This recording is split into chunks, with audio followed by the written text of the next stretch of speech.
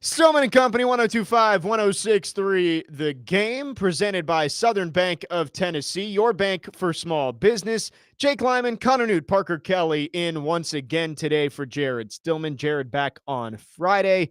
We've got the rest of the week for you. We are broadcasting, as always, from the Busy Bee Plumbing, Heating, and Air Conditioning Game Nashville studios, home of the $99 yearly Beehive membership, where the buzz is always about great service. Fun start to the week yesterday. Today, we got an all-football show planned for you. The people rejoice. Yes. Stay on that dump button, though. We don't. That is true. We don't want a situation. Accepting no callers named Matt today. Parker's got the shades on back there. I feel like they help me produce better. I hope so. I hope so. Yeah. You're like a red-blooded American. You do. Bringing the 4th of July energy back there after the holiday weekend. Yes, all football show today. We're going to start the show with some Titans coming up in the next segment. We're going to continue our NFL preview. Yesterday, we looked at the AFC and NFC North divisions. Today, we're going East. AFC East, NFC East. That's coming up at 3 o'clock. We're also going to debate a 16-team college football playoff model. There has been a whole lot of conversation about this. Basically, all of Jared versus Joe last week was about this. We're going to talk about it as well. Trevor Maddich will join us at 4:30.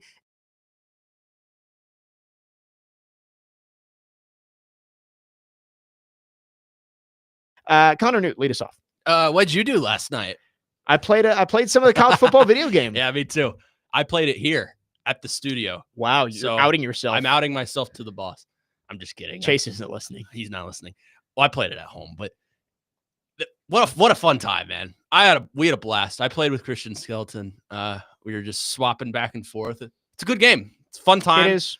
And like we said yesterday, it just feels like the start of football. It does. It gets you, like, as much as I love baseball season and I'm going to continue to watch baseball, There's something about football season, and it does feel like yesterday was the start of the ramp up towards actual football being played. Yeah. And then the quarterback show dropped today. Right. Haven't gotten a chance to see that yet, but I will probably start watching it tonight. Yeah, we were talking about it before the show that the Titans have taken some shots in the few clips that I've seen from it. Joe Burrow was very upset with the Bengals after they beat the Titans by 10 back in December. And then Jared Goff, while the Lions were spanking the Titans last year, I believe that game was in November, he goes, man, we've been on that side of this before. I would feel bad for him, but I don't, basically talking about the Titans. So, yeah, tough look for the two-tone blue and quarterback so far. Yeah, but I'm happy football's back. We got an all-football show today, so this show's going to fly by for us. Yes. None of this soccer garbage I know. we talked about yesterday. We stretched the soccer segment yesterday. We're sticking with what we know today. We're going with football. Parker Kelly, good afternoon. What you got for headline today? So I was going to say something, but Connor is going to use it for his Newt's Notes segment. So I'm going to have to quickly pivot.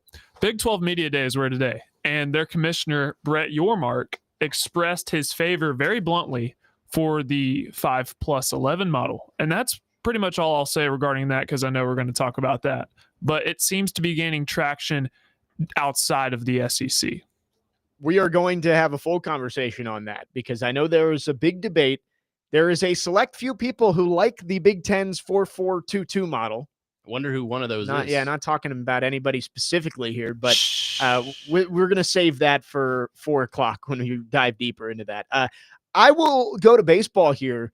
We talked a little bit yesterday during Newt's Notes about the MLB All-Star Game next week, and it just seems like it's going to be one of the better All-Star weeks that we've seen in a while. And I think it just got even better a couple hours ago when O'Neal Cruz announced he's going to compete in the Home Run Derby. That is probably the best guy that you could have gotten to do this. Like O'Neal Cruz, he is not one of the best baseball players in the league. He doesn't do a whole lot consistently, but in terms of just raw talent, he probably is the guy who you would want in the Home Run Derby, because he can hit the ball 120 miles an hour. So I'm so excited to see O'Neal Cruz in the Home Run Derby. I don't know how many he's going to hit, but I do know that the ones he does hit are going to go a long way. Yeah. And it's going to be fun to watch. I'm excited. I love the Home Run Derby. It used to be, it's probably my favorite of all the All-Star games. That's probably my favorite event across all of them. Used to be the dunk contest, and how the mighty have fallen. But I'm very excited. I just wish they'd bring in another star. Like, I'd love to see Aaron Judge out there. There are 3 spots open. Shohei Ohtani, or I don't think they will. I think they already said they weren't going to do it. I think it's like the dunk contest where you kind of have to be interested in doing it, but I don't know. I feel like they're missing one more just massive slug. Spencer Torkelson, throw him out there. I would love to see Torque in there. I know you would. But some guys worry about ruining their swing with the home run derby. Yeah. Because it is different than what you're trying to do in an actual game. So I'm not sure that like Ohtani and Judge, I think, have both already said they're not going to compete. Pete Alonso, surprisingly, not going to compete. Wow. Ending a 5-year streak of him being in the event. The polar bear. There are 5 spots already locked up. Ronald Acuna is going to represent the hometown Braves. Then Cal Raleigh, who leads the MLB, leads Major League Baseball in home runs. You've got James Wood from the Nationals, young up-and-coming star. Yesterday, Byron Buxton announced he's going to compete in it, and he is a Georgian native, so that's kind of cool. Getting to they compete. Got a hometown kid. And then O'Neal Cruz today. So I think the field's good so far, but I do think you're right. 3 spots left. I'm sure 2 of them probably aren't going to be the most exciting participants, because there's always a few that are just kind of throw-ins, like, all right, who actually wants to do this? But I would love to see one more kind of megastar in there. I'm trying to think of who would be a good example of that, though. Give me a second. Pete Crow Armstrong. That would be fun. Maybe, speaking of guys who can hit the ball over 120 miles an hour off the bat, Giancarlo Stanton. I know he just came off the injured list, but I wouldn't hate to see him in there. Or if you're looking for somebody who can hit monster bombs. I'll give you another Tiger, Gleyber Torres. Gleyber? Yeah, he's... I do wonder how many guys who are going to compete in this are also playing in the All-Star game. Right. Because Buxton is... Acuna and Raw. So I guess that's 3. And Wood. So maybe all of them are, except for O'Neal Cruz. So he's a Pirate. There's a chance maybe Gleyber. I wouldn't mind Riley Green. Yeah. If you're looking at Tigers. What's going on? I mean, if we're going Cardinals, Nolan Gorman would be fun. Yeah. Maybe Freddie Freeman. Frederick. Oh, that'd be fun. Oh, back in Atlanta. I don't know if he'd do that. I miss him every single day. Every single day. They're going to cheer for him. They would cheer for him. There would be no boos, right? You don't boo Freddie Freeman, but it would be interesting to see him compete in the home run derby where it is so individual. Like in the All-Star game, he's up at the plate for 45 seconds to a minute. Yeah. Maybe a little longer. This is 2 minutes. Right. You're up there for 2 minutes in a row hitting home runs. Like, what's the response going to be from the Atlanta fans? It'd be interesting, but I don't think Freddie's that kind of guy to actually do it. I don't think he would do it. Now, when he plays in the All-Star game, they're going to cheer him. It's going to be fun. You know who I've got? I've got the perfect answer before we go to break here. I want Kyle Schwarber in the home run derby. He would do it. He's done it before. I think he would do it, and I think he'd love to be the villain because being a Philly in Braves territory, I think they would kind of boo him, and I bet Schwarber would embrace it. I really like Kyle Schwarber love that, as a possible option. So, really fun news today. O'Neal Cruz going to compete in the home run derby next week in Atlanta. 6 days away. The All-Star game, the Midsummer Classic, is 1 week from tonight. Crazy to think that we are over halfway through baseball season already. But those are our headlines this afternoon. Off and rolling here on Stillman and Company. Again, we have a fun show planned for you. We're going all football the rest of the way. Talking Titans coming up next.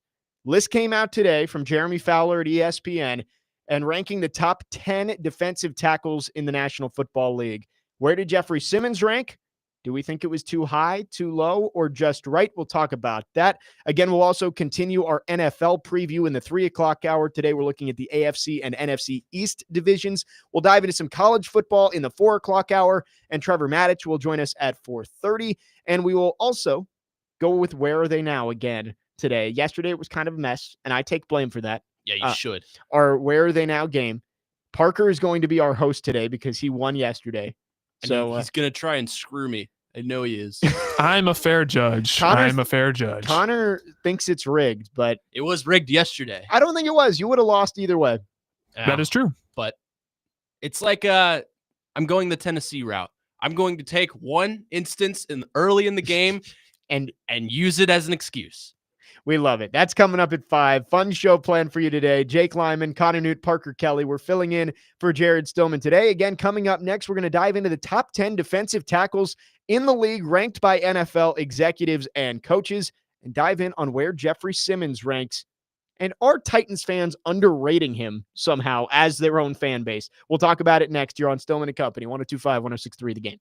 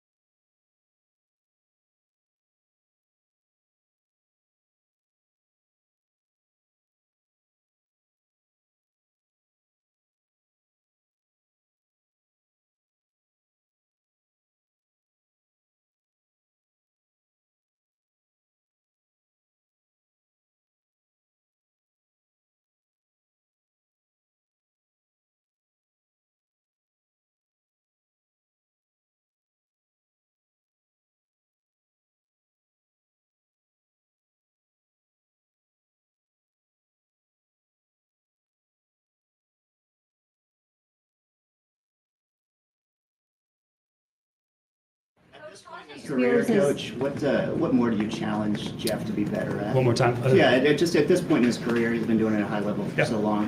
What more do you challenge Jeff to be better at?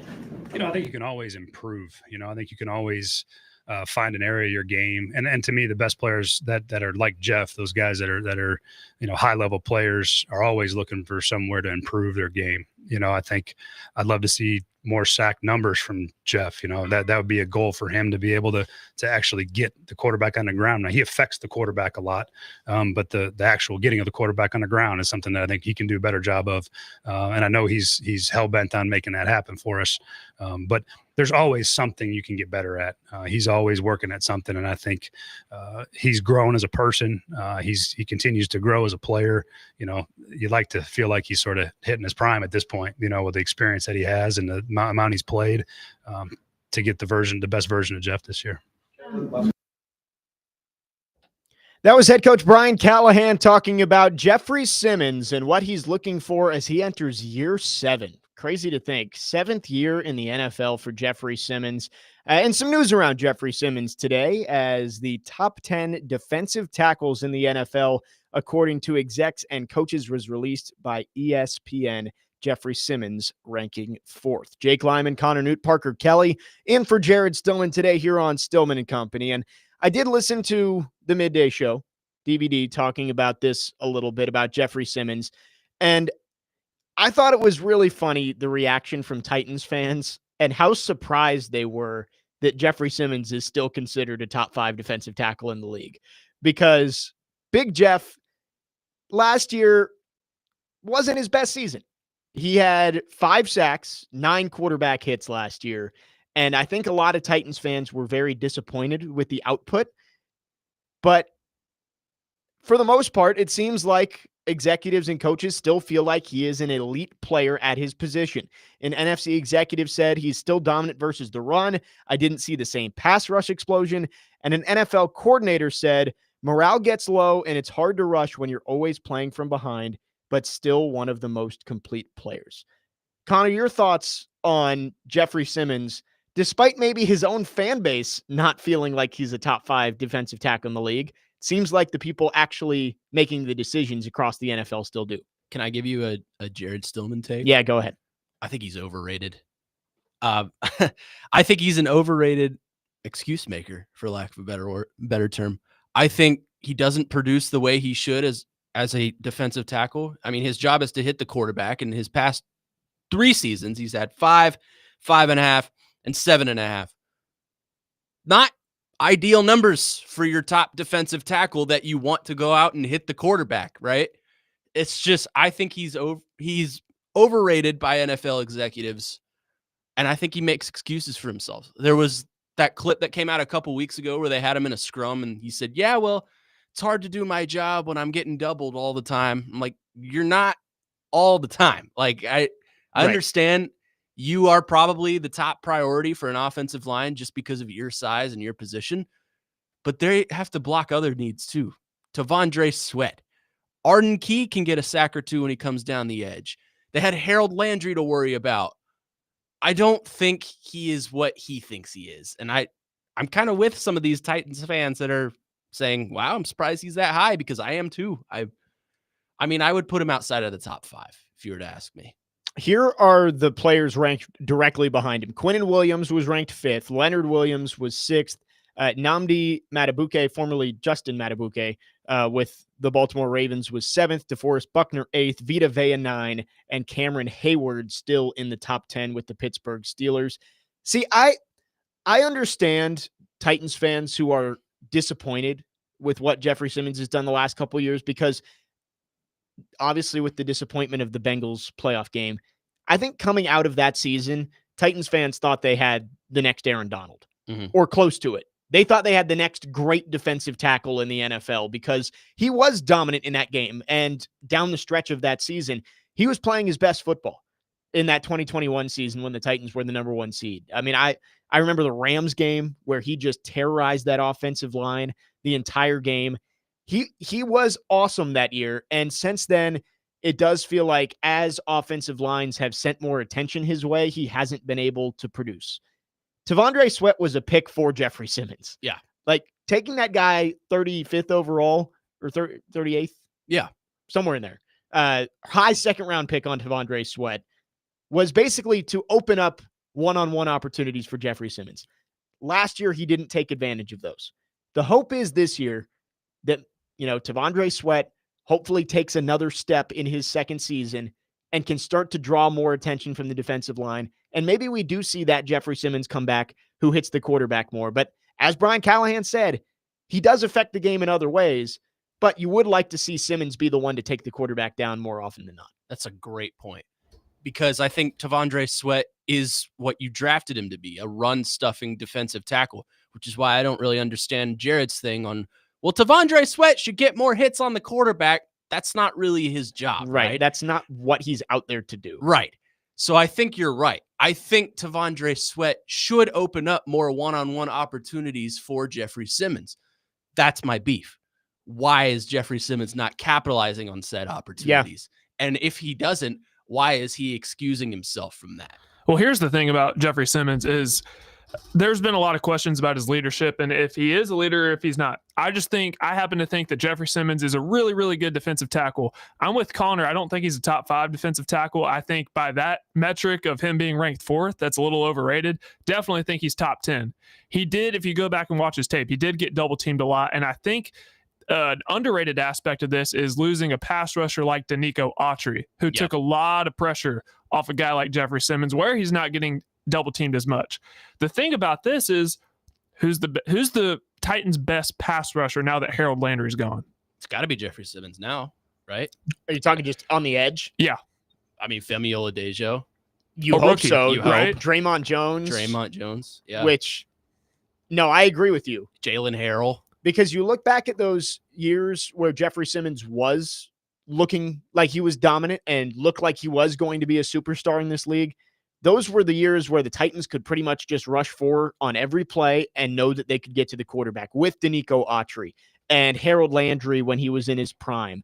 And even though Bud Dupree, for the contract he got, probably wasn't the best free agent signing the Titans made, he had his moments. And, Bud Dupree, Jeffrey Simmons, Danico Autry, Harold Landry rushing the quarterback. For a couple years there, it was really good. And I agree with what you're saying, Parker, that the edge rushers, as much as you can look at Sweat and Simmons in the middle and say they need to do more, they need to hit the quarterback more. When there isn't a whole lot of production on the edge, it does become a lot easier for offensive lines and quarterbacks to figure out those protections, because if you can just leave your tackles on an island with these edge rushers, you've now got the center guard triangle and a running back or a tight end who can help you out with Simmons and Sweat. It does become a whole lot easier to deal with those guys in the middle. See, with Jeffrey Simmons, the thing for me is I don't know if the ends justify the means for him. It feels like he's always a headline, but for the wrong reasons. Oh, Jeffrey Simmons went after this media member. You do need he acts like he is one of the best players in the NFL defensively, and he hasn't played like that. And knowing him, if he were listening to this conversation, he'd probably be taking this very, very personal and think we're personally attacking him. This is not personal. This is sports radio. We're here to talk about this. So I don't know. I just feel like his headlines he makes, it's always Jeffrey Simmons went after this media member, or he says he's going to do this. Remember, nobody runs on the Tennessee Titans? How'd that turn out? It was just, I just think he talks too much talk and doesn't walk enough walk, if that makes sense. Yeah, I see what you're saying. And I agree that Jeffrey Simmons needs to produce more statistically, but I do agree with these, like the execs, the coaches, the scouts who are participating in this poll. They know football. Like, these are the guys actually making the decisions. And I agree, when you look at pure talent and what they can do on a football field, Jeffrey Simmons is a top 5 defensive tackle in the league, but the production has to follow that. Yeah. You can have all the potential and all the talent in the world, but if you're not actually hitting the quarterback, it's not going to lead to a whole lot. Wes in Clarksville on our text line, driven by WilsonCountyHyundai.com, says, I think they should have tried to trade Simmons for some draft picks this offseason. I've been out on him since he tried to fight Buck on live radio. Very unprofessional. I don't want him leading my team. I do wonder if the Titans did make an effort to try and trade Jeffrey Simmons at some point this offseason. I don't think they did. Because what you can't do as a young team is trade your best player. And he's like the only notable, like really, really good player on this Titans team right now. Maybe Calvin Ridley, maybe Amani Hooker. Right. But you hope, and you do hope that Jeffrey Simmons' prime and his years where he's going to be an impactful player isn't coming to an end. You hope you have 5 more years of Jeffrey Simmons being a top-level defensive tackle in this league. Yeah. But I also do wonder if his window lines up with what the Titans are trying to do right now, because is Jeffrey Simmons get butts in that seat? Is he going to be happy to sit around for the next 2 years where the team's probably not going to be all that great and plan for, like we've said before, I think 2027 is kind of the target date for the Titans to be competitive again? Is Jeffrey Simmons going to be happy with 2 more rebuilding seasons? I'm not so sure about that. We'll see. And as a lot of players, pretty much all players, your trade value is only going to go down as you get older. Right. So if you were going to trade him at his peak, you might have been able to get, is it too much to say a first-round pick for Jeffrey Simmons this year? At least a second. That's borderline. Like, absolutely. I think you could have gotten it for, if you put him on the market, I think there would have been a team willing to send a first-round pick for Jeffrey Simmons. You would hope, right? At worst, a second. I don't know if next offseason you're going to be able to get that, barring a huge breakout season. The thing we're not talking about, and we probably should be, is you've mentioned this before. The Titans more than likely next year are going to have to invest their first-round pick in the defensive line or someone to the edge, pass rusher, someone to hit the quarterback. Maybe that means this is the end of Jeffrey Simmons. That is true. We have had this conversation of the Titans have a lot of high premium positions that they need to spend premium assets to go get a player. Like, you need a lockdown corner, you need a top pass rusher, and you need a top receiver, probably all in the next 2 years. Mm-hmm. If you only have 2 first-round picks, you might not be able to get all of those. I'm not advocating for the Titans to trade Jeffrey Simmons, because I do think that he could be a major piece of this team over the next couple of years and get this team back to being a playoff contender. But if you're looking for the best way to spark this rebuild, an extra first or second round pick never hurts. Yeah. I mean, it's kind of a step up or ship out kind of thing, right? Oh my God. Are you seeing what I'm seeing? Yeah, right I don't here? know if this is a joke. I hope it's a joke. On our text line, Andy says, why don't the Titans make an effort to sign Clowney this year? Very productive the past 2 years. So needed. That's why he's been there, done that. Been there, done that. That's why he's played for 3 teams in 3 years, right? And it also, I was just talking about Simmons maybe not fitting the window the Titans need. Jadeveon Clowney does not fit the window the Titans need. Like, in coming off that AFC Championship run, when the Titans just could not pressure Patrick Mahomes in the AFC Championship game and gave him all the time in the world, bringing in a guy like Jadeveon Clowney made a lot of sense. It felt like he could be the missing piece. Right. Jadeveon Clowney isn't going to make this team even a win better this year. That's a win now move. And even then, if you're in win now move, I still wouldn't do it. Right. Yeah. Because I just don't think he's a good player. I don't think he's a good locker room guy either, based on what we've seen. 615-737-1025 is our phone number. If you want to chime in, our phone line's driven by WilsonCountyHyundai.com. The Borchetta Bourbon Music City Grand Prix is coming to the Nashville Super Speedway Labor Day weekend, and 1025 The Game has your chance to win VIP tickets to the IndyCar race. Text in the keyword RACE, RACE, now to 615-737-1025 to be entered to win a pair of VIP tickets. For more information on the event, visit musiccitygp.com. Jake Lyman, Connor Newt, Parker Kelly diving in on the article, top 10 defensive tackles in the league, according to executives, coaches, and scouts, put out by Jeremy Fowler today, has Jeffrey Simmons as the 4th best interior defensive lineman in the league. We'll continue the conversation coming up next here on Stillman & Company, 1025, 1063 The Game.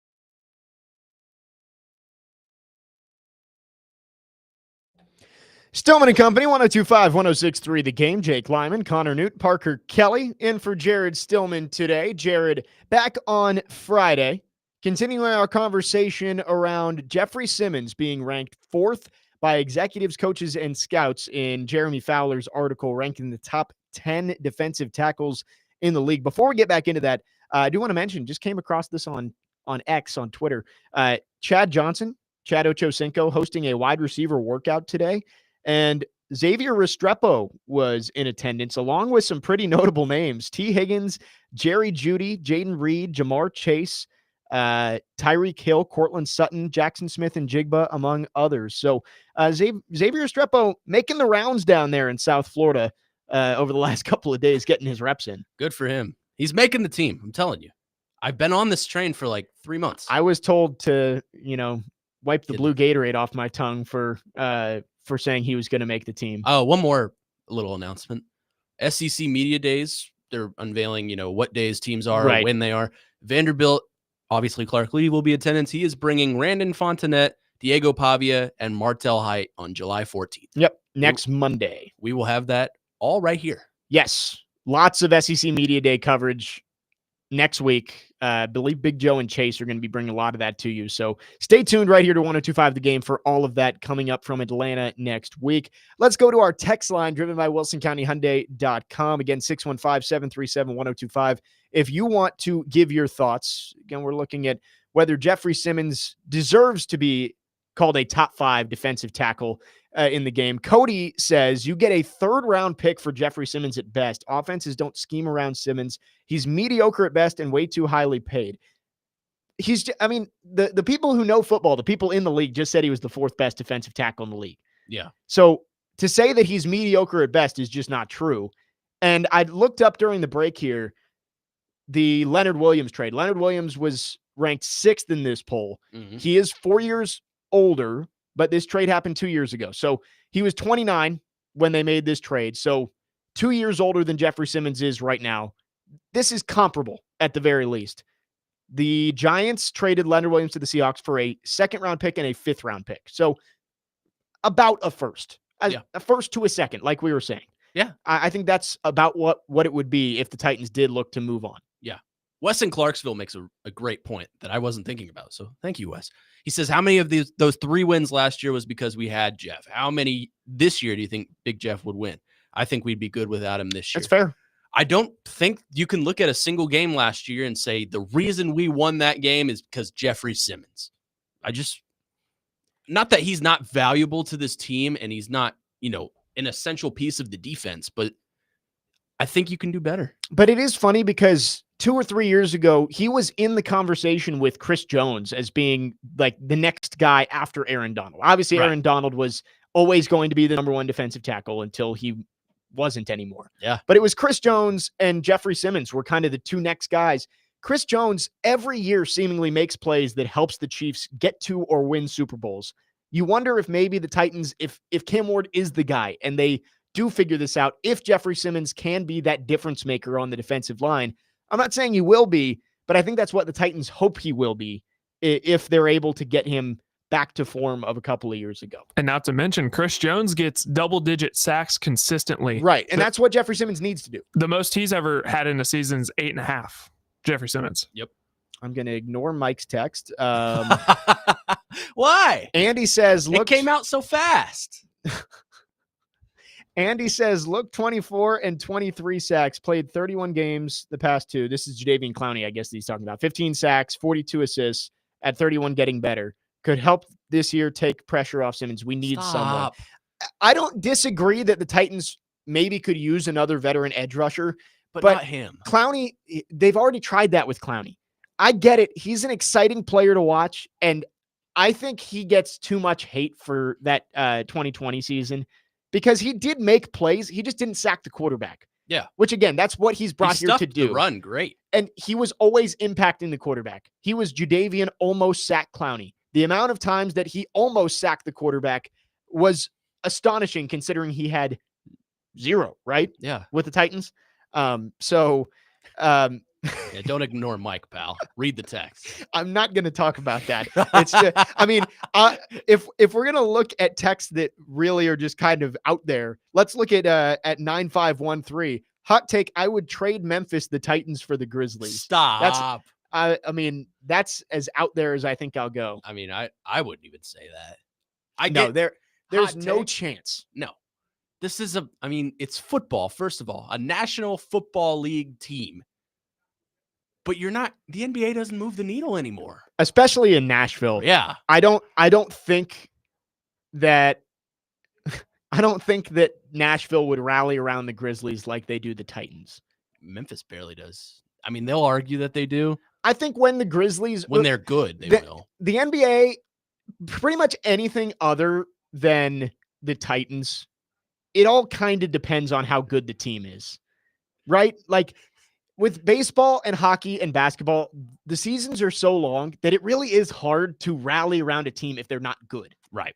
And I feel like the NBA this year. The NBA is just like, right, with the Preds. I think this city was ready to rally around the Preds and just never got the opportunity. Football, pretty much every year, fan bases are going to talk themselves into having hope because it is such a short season. You only have to lock in for 17 days out of a year. Right. So football is different. And I just think that any city can be an NFL city. I don't know if Nashville would be a good NBA city. I don't think any city is a good NBA city if it doesn't have the market. Right. Like New York and LA, Boston, they love their basketball. Because they have a good team. And I think Nashville likes basketball. I don't think Nashville in general, I think if you polled Nashvillians, would you want the Titans or the Grizzlies here? It would be 95% Titans. Oh, yeah. Minimum. We could put that poll out now. Should we put that poll out? It would be overwhelming for the Titans. Anyway, off topic. It's not a bad hot take from 9513. Mike is on you. We did play the fireball. Mike. I love Mike so much. It's cracking me up. I'm not going to tell you what it is, but it's pretty funny. It is pretty good. Talking about Jeffrey Simmons here. Again, Simmons was ranked 4th by executives, coaches, and scouts at the defensive tackle position. I think a lot of Titans fans a little surprised by that, but considering his last couple seasons have not been statistically great. But I agree with the scouts and these executives that in terms of talent, he can be a top 5 defensive tackle in the league. It's going to be up to him to make that happen this year. And Callahan said it. We played the clip last segment of he needs to get more sacks. Simmons has said it himself that he wants to get more sacks. He wants to hit the quarterback this year. But like I've been saying, Simmons talks the talk. Can he walk the walk? Right. We've got to see it. And this is a big year for Jeffrey Simmons. How long does he have left on his contract? 2 years? 2, maybe 3. I believe it's multiple years. Let's see. I believe it's 2. Spot track. So he has 3 more years. This year, next year, and the year after that, he is an unrestricted free agent heading into the 2028 season. So this is a big year for him because the Titans do have an out after this year. They wouldn't have to take on a lot of dead cap. Not that I think they would cut him, but I think it would be easier to trade him after this year. So I wonder if this is the breaking point season for Jeffrey Simmons. If he wants to be a part of this team as they try and build back up, he's got to have a big year this year. Yeah. 615-737-1025 is our phone number. We'd love to hear from you. You can call or text. Again, our phone lines are driven by WilsonCountyHyundai.com. 1025 The Game is partnering with Pella Windows and the Nashville Humane Association for a puppy pet adoption this Saturday at Pella, 277 Mallory Station Road in Cool Springs from 10 to noon. For more details, visit thegamenashville.com/events. It is 2:45. It's time for Newt's Notes here on Stillman and Company, 1025, 1063 The Game.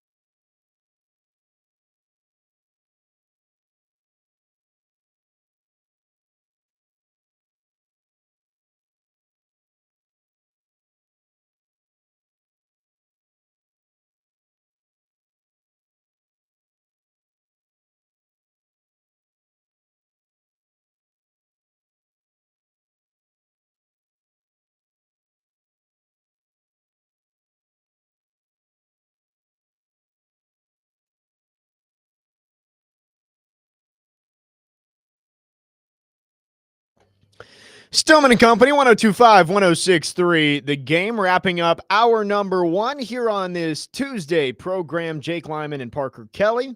But you hear the music. It's time for Newt's Notes. You did. You got potted down a little too quickly. Let's talk about Kirk Herbstreit, shall we? So if you're not familiar, Kirk Herbstreit had some words for ESPN Sports Center host Elle Duncan, who is a noted Georgia Bulldogs fan. Yes. Kirk went after her publicly and said, quote, I don't think you can cheer for, I cannot read. I don't think you can cheer when you do games on a national level. You watch Sports Center and Elle Duncan is sitting there cheering for Georgia. She's openly cheering. I'm not a fan of that personally. I think it hurts your credibility. While I agree with Kirk on some level, I don't think Kirk Herbstreit is the right person to be saying that. Let's start with who he works with. Watch College Game Day. Who sits right next to him? Actually, he's on the other end of the table because Kirk usually sits on the far right. Yeah. Desmond Howard is on the far left. Now, I understand Desmond Howard played at Michigan. He was a pro, played in the NFL for a long time, was a very, very good defensive back. Openly and outwardly cheers for Michigan on live national television. Kirk Herbstreit also is not absolved from this sin because Kirk obviously played at Ohio State. You can see it slip through the seams. I think he does a very good job for the most part while on the call with Chris Fowler of being non-biased, especially in the national championship. But you can see it occasionally, like when a controversial flag is thrown. You saw it this past national championship. He started crying when Ohio State won the national championship because of how much it meant to him and his family. And this is not a knock on Kirk Herbstreit. He is honestly one of my favorite broadcasters out there.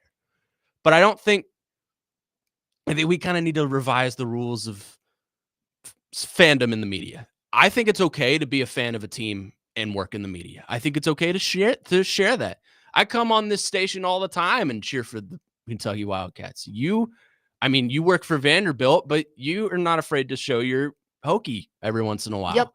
I think it's okay, but like to Kirk's point, I think you need to kind of reel that in when you're on national television, especially if you're on the number 1 most watched sports station in the world. But to kind of contradict that, I don't think Kirk is really the right person to be saying that. I think to go like big J journalism behind the scenes, I think it depends on the medium of which you're broadcasting, right, how much of your fandom you show. With Elle Duncan being a Sports Center anchor, I think it's okay to, we've seen so much She worse. said she barked one, like, for Georgia. Like, I think that's fine. As long as you're not letting it impact the way you cover the game, I think it's okay to show your fandom. But in Kirk Herbstreit's case, if he's calling the game for ESPN or a national outlet like Thursday Night Football or whatever, yeah, and you cannot have a bias, right? For me, when I was in college, we called games for our student station, but it wasn't affiliated with Virginia Tech, so we were told to call games right down the middle. Yeah, call it as if you're calling it for Westwood 1, and I had to call a UVA buzzer beater to beat Virginia Tech in Castle Coliseum, and had to call it like I was excited that Kihei Clark hit a shot. And I hate Kihei Clark. But that's kind of what you have to do if you're going to be a professional and call games for a national outlet, is you have to be able to put your bias to the side. So I agree with Kirk Herbstreit's point of when he's calling a game for ESPN, he has to be non-biased. And I think he's pretty good at it. For the most part, he does a very good job. You mentioned the national championship game. Like, I don't think you could watch that. And if you didn't know that Kirk Herbstreit played at Ohio State, I don't know if you could immediately tell that he was a Buckeye. Yeah. Well, it's not just Ohio State. His sons played at Clemson. Right. And I specifically remember, I think it was 2019, LSU and Clemson in the national championship. Right. His sons were on that team. He had to call that game while his sons were losing the national championship to Joe Burrow. I think he does a really great job for the most part of being unbiased when calling these games. But there are occasional moments every once in a while that you'll see a little bit of Big Ten bias slip in, and that's natural. It's going to happen. But I just don't think I'm not all for calling out your coworkers in general. I agree with that. Like, I think it was unnecessary. right. Why would you crap on someone's work when they are trying to pump you up, especially? I mean, Kirk Herbstreit and Chris Fowler are the voices of college football, in my opinion. It's probably those two and Gus Johnson over on Fox. Yep. But why would you? I don't understand why you're going after someone that works for your station. Now, do I think L. Duncan is the greatest anchor in the world? Absolutely not. I have my individual problems with L. Duncan as a journalist, but it felt strange for him to go out of his way to specifically name somebody. Right. Like he could have easily said there are some people who let their fandom get in the way of their work or something like that. And I think that's kind of the point of College Game Day in general, right? I mean, look at the board. You have Desmond Howard, who is an avid Michigan fan. Nick Saban coached at Alabama, so he's going to cheer for Alabama. Right. Pat McAfee played at West Virginia. Yeah. He's going to cheer for the Mountaineers. If they went to Morgantown, I can guarantee that Pat McAfee would come onto that set wearing a West Virginia jersey and a raccoon skin hat or something like that. Kirk, I think, is the least biased of the whole bunch, but you do see his Ohio State slip through a lot on that show. Yeah. Because I think it's acceptable in that show. I agree. It's a fun show. You're right. It's the median in which the job you have. Like the Inside the NBA guys, I am full support of them being completely biased. Right. And like when Charles Barkley transfers over and does the March Madness coverage and he just goes all out for Auburn. Good. Like, I get that. I think a studio show or a sports talk show, yeah, you don't want to be overly biased or a homer, but I think it's okay to let your fandom spill out. That's why everybody who does sports media is in the business, because they're fans. Yeah. Like everyone has a team. Right. No one is getting into sports and working in sports and is not a fan of somebody. So it's going to happen. But I agree that if you're calling a game and it's not for, like for me, when I call Vandy women's basketball games, I'm not going to call Vandy's 3-pointers the same way I'm going to call Tennessee's 3-pointers. Right, because it's a Vanderbilt supported broadcast. Right. But if I was calling that game for ESPN radio, you'd have to call it the same way. And I think what Kirk Herbstreit is saying is right, but I do agree that he probably didn't need to call out L. Duncan by name. Can I come to his defense just a quick second? So in the national championship game, I think it went beyond, like, he did cry, but I think it went beyond the fact, like, his kids, like, and kind of their story, his twins that went to Clemson, they had some, I think they were born 12 weeks early, and his son played at Ohio State. So I think in that case, there's a lot more behind the scenes that and maybe everybody did not know. So I think it was okay in that sense. But I think L. Duncan and Kirk Herbstreit have very different jobs. L. Duncan is a studio analyst. So I think it's okay for her to kind of show her Georgia roots a little bit. Whereas Kirk Herbstreit, the national voice on ESPN, right, he has to call games right down the middle. So I think their job and what they require are very much different. I mean, it's a little different when you are a studio anchor like that. Like, I specifically remember Carrie Champion when I was younger would walk around the studio in like Broncos pajamas. Right. Michelle Smallman on the show in the mornings. I've seen her many, many times in, Green Bay Packers stuff. So that's fine. But what we're saying is, like, don't let it get in the way of your actual work. Right. Like, if, let's say on this station, the Titans, maybe not this station, maybe that's not a good idea, but let's say on Preds, what's a good example? A good example, like on this station, would be if, like last year when the Titans played the Packers, if Robbie came in here and just started cheering for the Packers. He did. I was here. Oh, he did? Okay, then never mind. He did. I watched that game with him. But even then, it's different. Like, the station's not a good example. Right, because I think by nature, sports talk radio does have a lot of fan and opinion based. And we're local too. So that's a little Here's different. A great example. Great example of homerism in the booth. Gary Danielson. Just unbelievably biased against Tennessee. They will tell you that all the time, but yeah, it is Matthew true. in Nashville just pointed that out. Did he? Yeah. Look at you, Matthew. Matthew in Nashville. I think he was an Alabama fan, so he would avidly root against Alabama's rivals. Right. Auburn, Tennessee, LSU. Gary Danielson is the ultimate example. That's a good example of do not be a homer in the booth. And I think Kirk and Gary are worlds apart in the term of, or in the, being biased in the booth. I think Kirk is very, very professional. I think Chris Fowler kind of keeps him like that because Right. as the play-by-play, this from your experience, you have to be right on the money, right down the middle. Yeah. Especially the play-by-play broadcasters, like the analysts, they are giving their opinion during the broadcast a lot. So I think you may see a bias or two slip out, but play-by-play, if fans think that you're rooting against their team, you're doing the right thing. It's like did you ever see I guess it was a Minnesota Vikings radio call. Well, yeah. Their punter's terrible. Paul Allen. Yeah. He's one of the funnier ones to listen to. I guess that's a Minnesota thing. Like that's for it's their what team, fans want. but that is wild. Like Mike Keith could be a good example. I don't think Mike Keith would be adored in all cities, but he was perfect for Nashville. Right. Yeah. So I think there's the example of that, of like, and he's perfect for Knoxville. Right.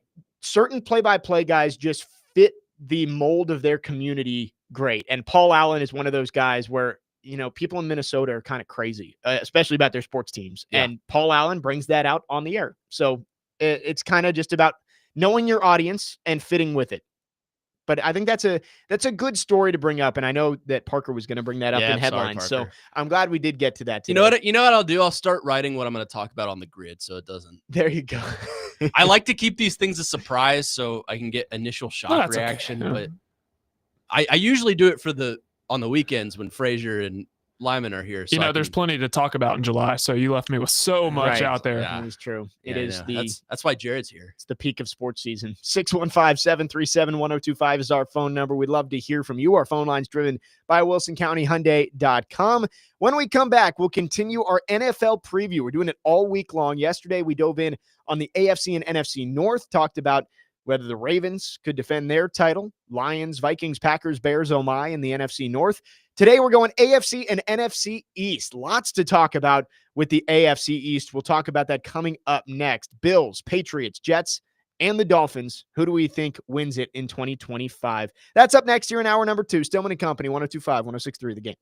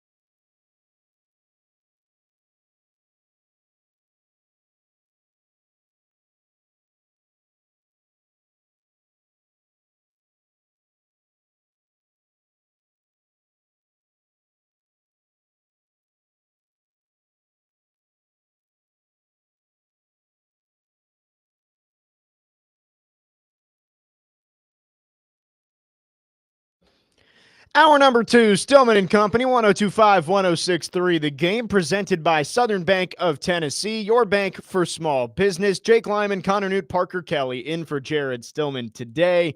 Again, Jared will be back on Friday. We are broadcasting from the Busy Bee Plumbing, Heating, and Air Conditioning Game Nashville studios, home of the $99 yearly Beehive membership, where the buzz is always about great service.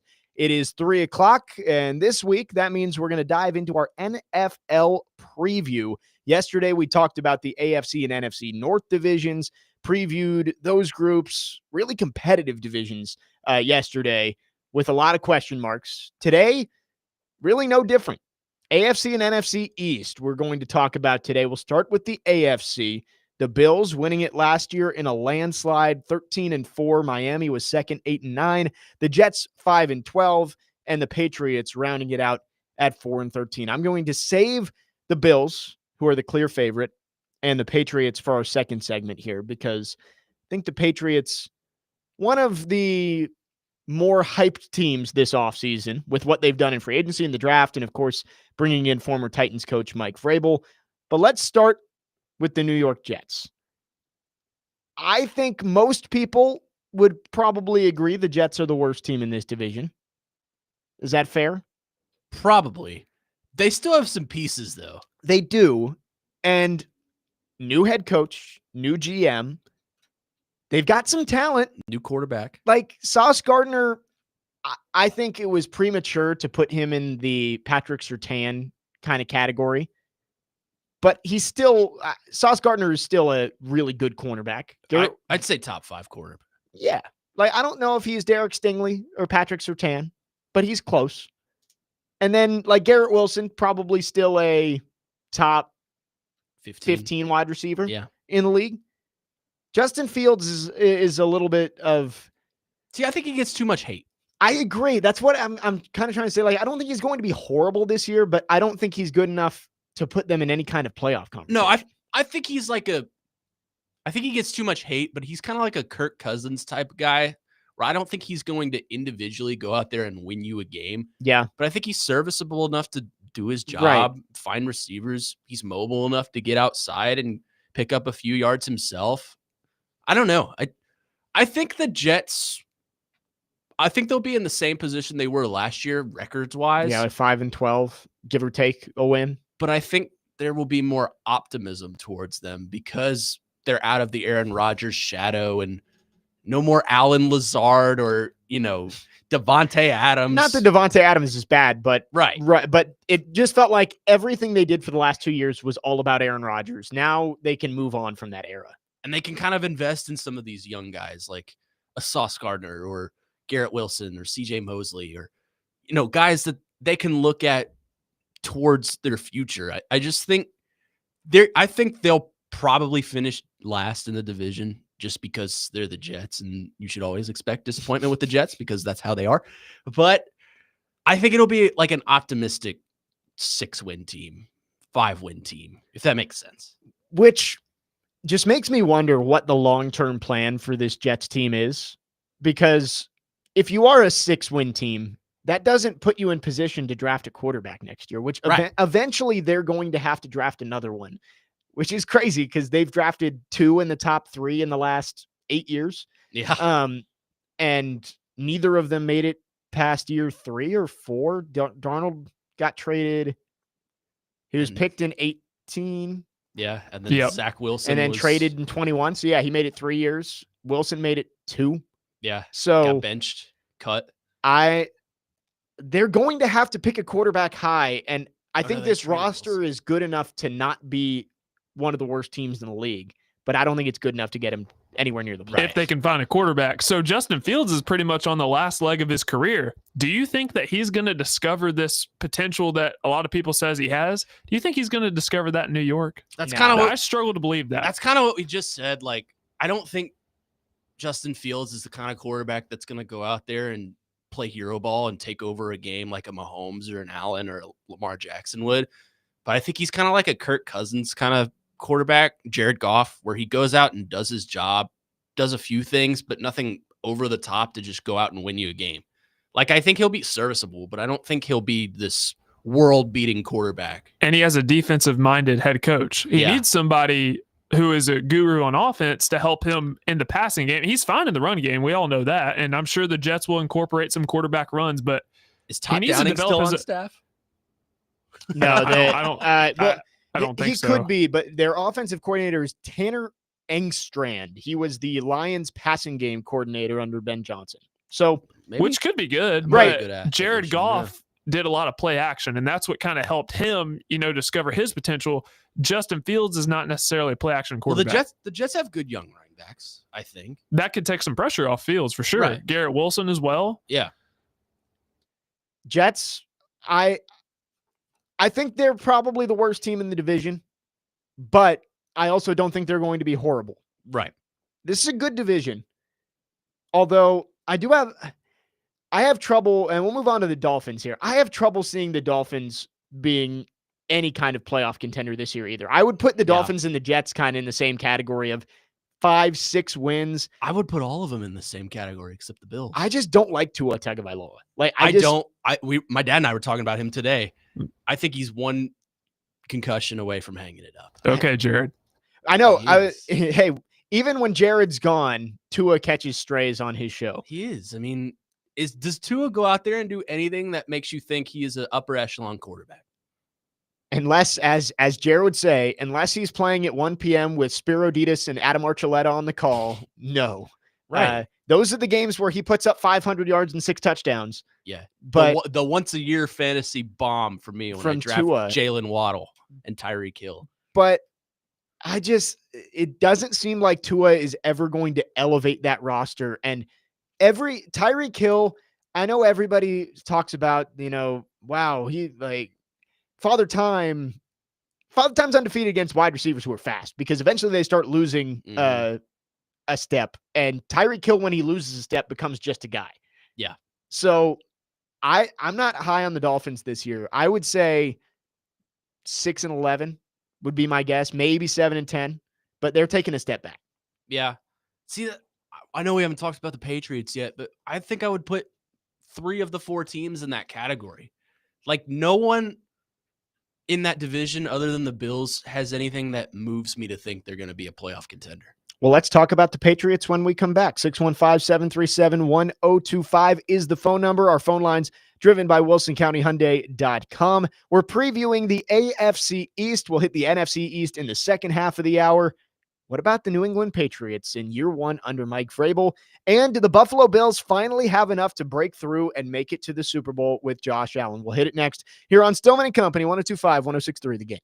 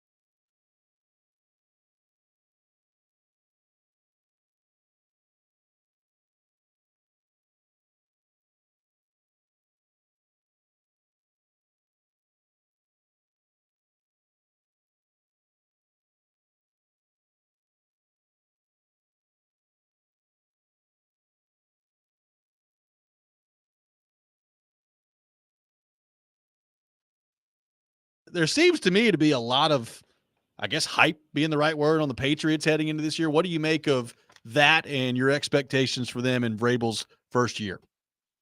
Yeah, and I mean, I know you guys because I visit Nashville often. You guys have legal sports betting there, so you can look and see over under for the Patriots wins this year is 8.5 Yeah. at MGM, and it's like, all right, this team has won 8 games combined the last 2 years, but I get it. Like they had Mike Vrabel.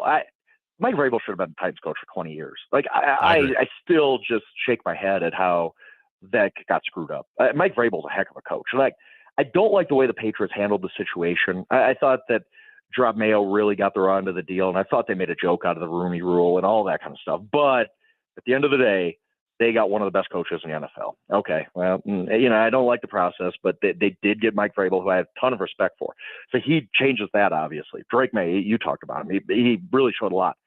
They went out, and I thought if you were ranking, and I do, ranking who had the best draft and who had the best free agency in the NFL this year, I think the Patriots ranked number 1 in both categories. I thought they spent so much money to fix the defense and got some real impact players on that side of the ball.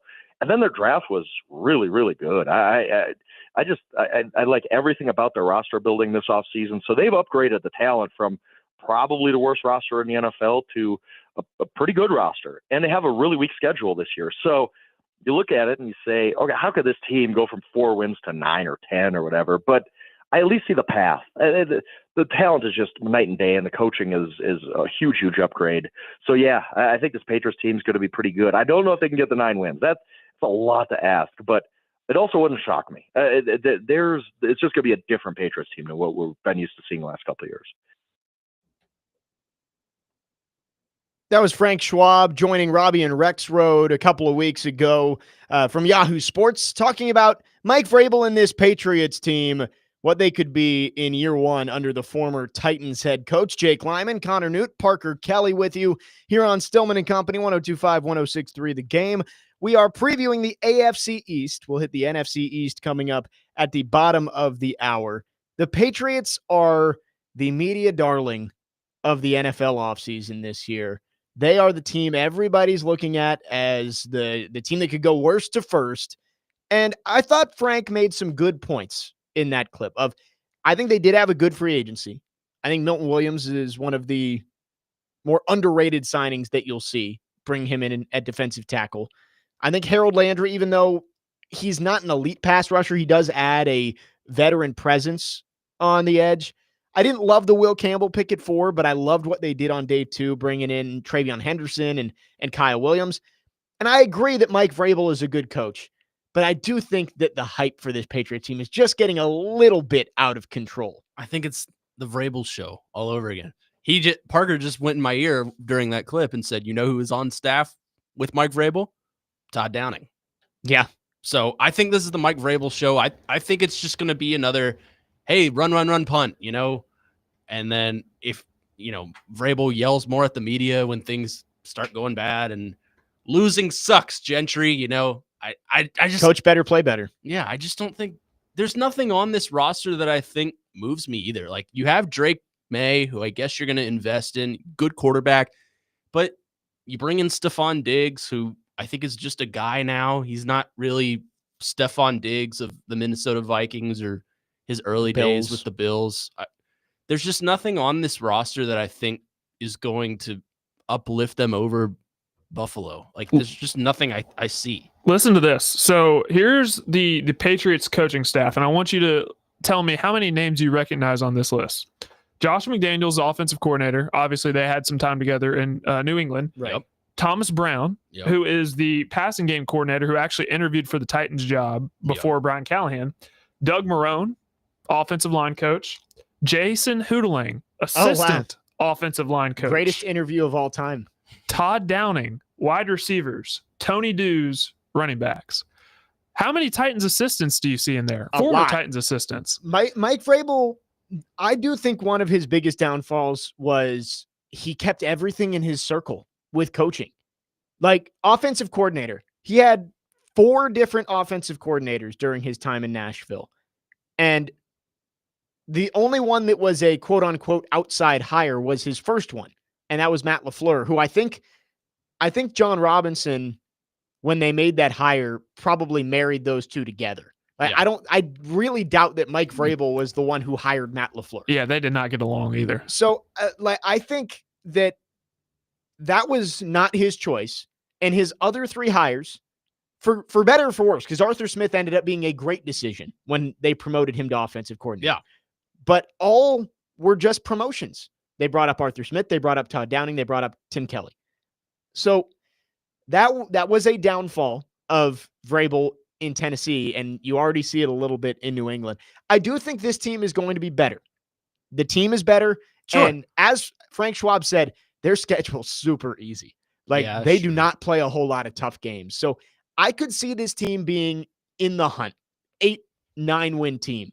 But people talking about them being in the conversation with the Bills to win this division, I don't see it. I think the Bills are head and shoulders above everybody else. Oh, yeah. I think it's going to be another case of Vrabel can't get out of Vrabel's way, and he's too stuck in his own ways to make a scheme change or something like that. I just think there are going to be games this season, kind of like we saw here, where Vrabel is going to coach his way into a hole, and he's going to get beat by a team that he shouldn't beat. Maybe that's a Titans thing, because I always say Titans are going to tighten, and that should be copyrighted under my name because I'm the one who started that on this station. But I just think Vrabel is going to, I don't think he's going to exceed any expectations that are set. I think the national media just loves Mike Vrabel too much. And he's a great coach, and we loved him while he was here, but I just don't see anything on this roster that makes me think otherwise. Well, I will say they swung really big in free agency, and I thought they made did. some really good, solid pickups. I thought they drafted well. I just think Vrabel should be hands off Drake May, because I don't trust Vrabel to develop a young quarterback. Exactly. Well, and Drake May is the big center cog of all of this. I think everybody is just thinking Drake May is immediately going to elevate himself into an elite quarterback this year. But Drake May, yes, he looked good last year down the stretch. I think Drake May is going to be a good quarterback, but he's being talked about like he had a Jaden Daniels type rookie season. I mean, he was fine. I think he was he was above average, which is what you're hoping for. Yeah. And I think he showed the strides necessary to make you think that you drafted your franchise quarterback. I think the Patriots are just playing revisionist history. Like, we had Tom Brady, and then who else have we had after that? Yeah. Jacoby Brissett. Mac Jones was a dumpster fire. You had... They had the greatest college quarterback of all time. Cam Newton. Bailey Zappi. Oh, that's true. Yeah, Cam Newton was first after Brady. Go Tops. He was awful. I just think they're setting their expectations too high, and there's nothing... Did you say go Tops? This is a Blue Raider country, that's where Bailey Zappi played. Yeah, I know. This is Blue Raider country. You know what pal. else? We're also in Tennessee, and we have a lot of Vols fans in there, but that doesn't stop you from dumping on them. I don't dump on them. I do. He does. So does Frazier. Yeah, Frazier likes to. I'm very unbiased. Anyway. Unlike L. Duncan. I like Mike Vrabel, and I think Titans fans should appreciate everything that he did to get the Titans back into Super Bowl contention, because he had them there for 3 years. But when Frank Schwab says, and I talked about this with Robbie after we had Frank on, when he said that Vrabel should have been the coach here for 20 years, national NFL media members don't understand that he lost 18 of his last 24 games. Right. And was still talking like he was the guy who just took them to the number 1 seed. Like, it's a what have you done for me lately league. And for him, it was always someone else's fault. Right. Vrabel down the stretch was not good, and his shtick of being the grumpy old man was not playing with Titans fans anymore. I still think that Amy Adams Strunk shouldn't have fired him. Like, I think he deserved another year. But to act like the Titans just out of nowhere let go of one of the best coaches in the league for no reason is... I mean, clearly you don't follow the storylines. Right. Go on. Again, he was 6-18 in his last 24 games. He had a, 4-game division lead and completely blew it with this. And part of that was quarterback injuries. Yeah. That we do have to add the context in there. But when you lose 18 out of 24 games, you're not going to get a whole lot of a leash unless your name is Bill Belichick or Mike Tomlin or John Harbaugh. Like, right. Unless you have established yourself as a consistent Super Bowl contending coach, you're not going to get a long leash when you lose 75% of your games over a season and a half span. Look at Doug Peterson in Jacksonville. Right. He won a Super Bowl with the Eagles. But how did that work out for him in Florida? A what have you done for me lately league, and Vrabel was not good for a good year and a half, nearly 2 full seasons.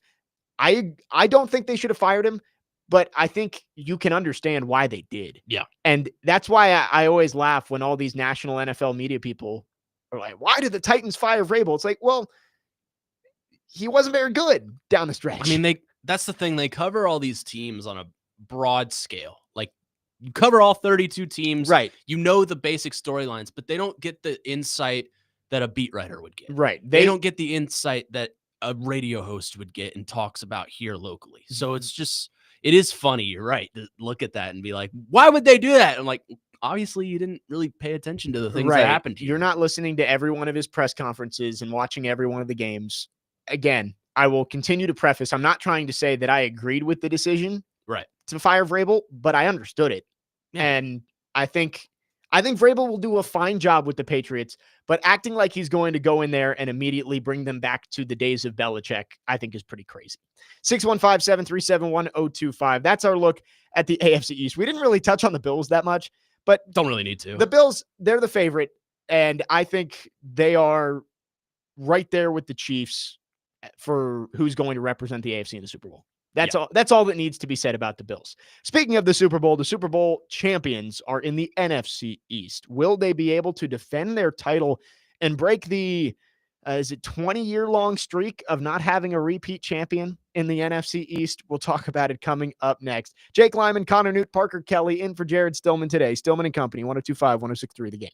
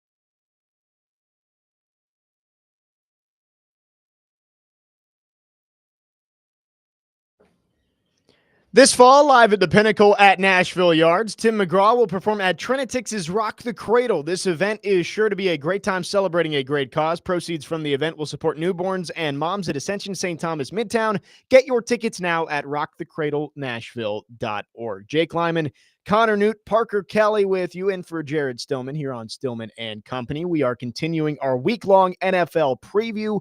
Yesterday, we did the AFC and NFC North. We just looked through the AFC East. Now it's time to take a look at the NFC East. America's conference. Yes, I would agree with that. Probably. They get the most primetime games, that's for sure. It's because they have two teams that like the primetime. Yes, even if they're not good, the Giants and the Cowboys, they get all the primetime games. And now you've got two good teams along with them, and the Eagles and Commanders. As the Eagles, they are the defending Super Bowl champions. The Commanders got to the NFC Championship in year one of Jaden Daniels. And you got the Cowboys and the Giants. There has not been a repeat division champion in the NFC East since 2004. The Eagles won 4. As long as I've been alive. Right. In your lifetime, there has not been a never repeat been one. in the NFC East. The Eagles won 4 straight from 01 to 04. And since then, there has not been a back-to-back NFC East division champion. The Eagles were 14-3 last year. They won it. The Commanders 12-5. The Cowboys 7-10. The Giants 3-14. Let's start with the Giants. I don't expect almost anything from them. I think they are kind of tanking. We were talking yesterday about the Browns, and I said the Browns and Saints are the two teams that I think are pretty safely in the cellar. I would put the Giants right there with them. They may not be in the cellar, but they're halfway down the stairs. They want a quarterback. Right. I mean, do you think Russell Wilson is going to uplift this team to a playoff spot? You think Jameis Winston is going to lift this team to a playoff spot? And like they didn't give up enough for Jackson Dart that if they were picking first overall next year that they wouldn't take it. Like it's not like they're tied to Jackson Dart. That is my hot take though. I think Jackson Dart will be the starter by week 8. Oh, 100%. Yeah. Because they need week to know, 8? Yeah. They need to know what they've got in him. I think you need to see at least 8-9 games from Jackson Dart to get a good gauge of, all right, is this our guy for the future or should we draft another one? I don't think they'll, like, if Russell Wilson goes out there and stinks it up, I don't think they'll even look at Jameis Winston. I think they'll just say, Jackson, get out there. Yep, go ahead. And it feels like Joe Shane and Brian Daboll are kind of lame duck this year. I'm surprised John Mara didn't fire them last year. And I think they may have just said, you know what, this year is going to be bad. We didn't get the number 1 pick, so we can't get a quarterback. Let's just let them go this year. We'll clean house and draft a new quarterback next year. And they can't afford to tank for that very reason because they'll be gone. And right. Well, they're not going to be trying to tank. I just don't think they're very good. And then if Jackson Dart does happen to be the starter by week 8, then you're giving him a new head coach. So it's just a big mess. If you wanted to fire them last year and then draft Jackson Dart and bring in a head coach that can grow with him, that would make more sense. Well, if Dart is good and Daboll develops him, maybe they give them another chance. But I don't think Dart's going to be all that good. How do you think Abdul Carter does? I like Abdul Carter. I do too. I think he's a good player. And I think he's going to be a guy who they got a good front in the defense. Right. Once they get their new quarterback next year, they might be able to figure it out. I mean, Dexter Lawrence was just named the top defensive tackle in the league this morning. Brian Burns. The defense, at least the defensive front, they're pretty good. Javon Holland back there in the secondary. They just signed Javon Holland from the Dolphins. They need a quarterback, and if Jackson Dart doesn't show he's that guy, they're going to be picking one early. I think that's all that needs to be said about the Giants. The Cowboys. I don't know what to think about the Cowboys. I think they're going to suck. I think they need to stay healthy. That's the first thing. Dak Prescott needs to be on the field. I mean, same thing I'll say for the AFC East. Do they have, other than CeeDee Lamb and Micah Parsons, do they have a rostered player you can look at and say that guy can go out there and win them a game? George Pickens can. When he's available. When he's not acting stupid. When he's not fighting people at the 50. And we saw it last year as Nashville fans rejoiced getting the number 1 pick. Joe Milton can go out there and win a game too. God. He can. He did. He did go out there and win a game. Thank you for Cam Ward. Yes, against the Buffalo Bills backups. He went from being a third-string quarterback to having one good game. Now he's a backup. Right. Just like that. Yep. So the Cowboys, I don't think are going to be good. but they do have the star power from the media. But Micah Parsons that's an elite player. Yeah. CeeDee Lamb is an elite player. Yeah, but who else? Right. They need the others to step Is up. Dak Prescott a franchise quarterback? Is that Yes. a guy you think can win you a game? Yes. I don't think so. I think Dak Prescott is a better quarterback than he is given credit for. And he gets dunked on all the time. Dak Prescott is not an elite quarterback. He's a system guy. No. Yes. Dak Prescott would if Dak Prescott was drafted by the Tennessee Titans, ready for my hot take here? If Dak Prescott was drafted in 2016 by the Tennessee Titans, he would possibly be the greatest quarterback in franchise history. Oh my God. Oh my gosh. Stop. What? Wow. Dak Prescott has been a good quarterback for nearly a decade in the NFL. Run He's him. about to get lit up on this text line. Hey, I know we I am, better monitor that. They would run him out of town. You know how many picks that guy throws? I'm saying it's arguable. I'm not saying that he would be better than McNair. I'm saying it would be arguable. No. If he had been the quarterback for 10 years, no. Stop. Second best is reasonable. Tannehill's the second best, and he was only here for 4 years. Oh my God. There's not a lot of good. McNair is obviously number one, and I'm not saying Prescott would be better than him, but if Prescott was going into his 10th year as the starting quarterback, I'm just putting it out there. Prescott is better than he is not a top 5 quarterback in the league. He's probably not a top 8, but he's top 12. He takes a lot of sacks too. He would take even more here. I'm going to get lit up, R9. The Cowboys have always had a great offensive line, or at least good. And he takes a lot of sacks. Dak Prescott is a good quarterback. He is not elite, but Dak Prescott would be better than anything the Titans have had since McNair. Do you think? Okay, that's better, but I said arguably. Do you think 2,800 yards, 23 touchdowns, and 15 interceptions is winning you a Super Bowl? You just he didn't go as far to one say year, that. though. Let's not put words in his mouth here. He didn't say that. Well, I can't use last year because he got hurt half the year. But that's 1 year. Like, let's look back at 2021, 4,500 yards, 37 touchdowns, 10 interceptions. Like 2 years ago, 4,500 yards, 36 touchdowns, 9 interceptions. They would have given up on him within 3 years. I don't think so. Dak Prescott is a better quarterback than people give him credit for. People like to hate him because he plays for the Cowboys and he hasn't won the postseason, which is definitely a knock on Dak Prescott. He has not been able to win in the biggest moments. But in terms of a regular season quarterback, I think he's been better than Tannehill. And you got to think, too, what conference does he play in? The NFC, for sure. A much weaker quarterback conference. I'm just saying, Prescott, if he played for the Titans, would be the second best quarterback in franchise history. And I think that you could have made an argument statistically. I think second best is more reasonable. Number one. But you originally started with greatest quarterback of this franchise. I said history. Arguably. You guys are taking my words out of context here. I said arguably. I did not say he would be better than McNair. I said he'd be in the conversation. Okay. You don't want to know what just was said back here. I won't repeat it on air because we need Jake Lyman to get a little heat right now. But the things that were just uttered back here, you would not believe. I probably would, but I don't really want to hear them right now. T-Bone on our text line says if the Titans drafted Dak Prescott, he would be gone after year 5. Ding. I disagree with that because the Titans are so desperate for a quarterback who's good. If Dak Prescott... and you have quick trigger Amy, who is not afraid to pull the plug on a quarterback who doesn't put up results. Quick trigger Amy, if she found a quarterback who was decent, would have signed him to the biggest contract extension in Then why didn't you NFL re-sign history. Ryan Tannehill? Because Tannehill was old. But he was good. He was old and hurt by the end. Yeah, by the end of that, I think there was time to move there on. was no question about extending him. She did extend him once. Yeah. That's what I'm saying. Dak Prescott, he gets way too much hate. I'm not saying that the Cowboys are going to be Super Bowl contenders this year because I don't think their roster is good enough.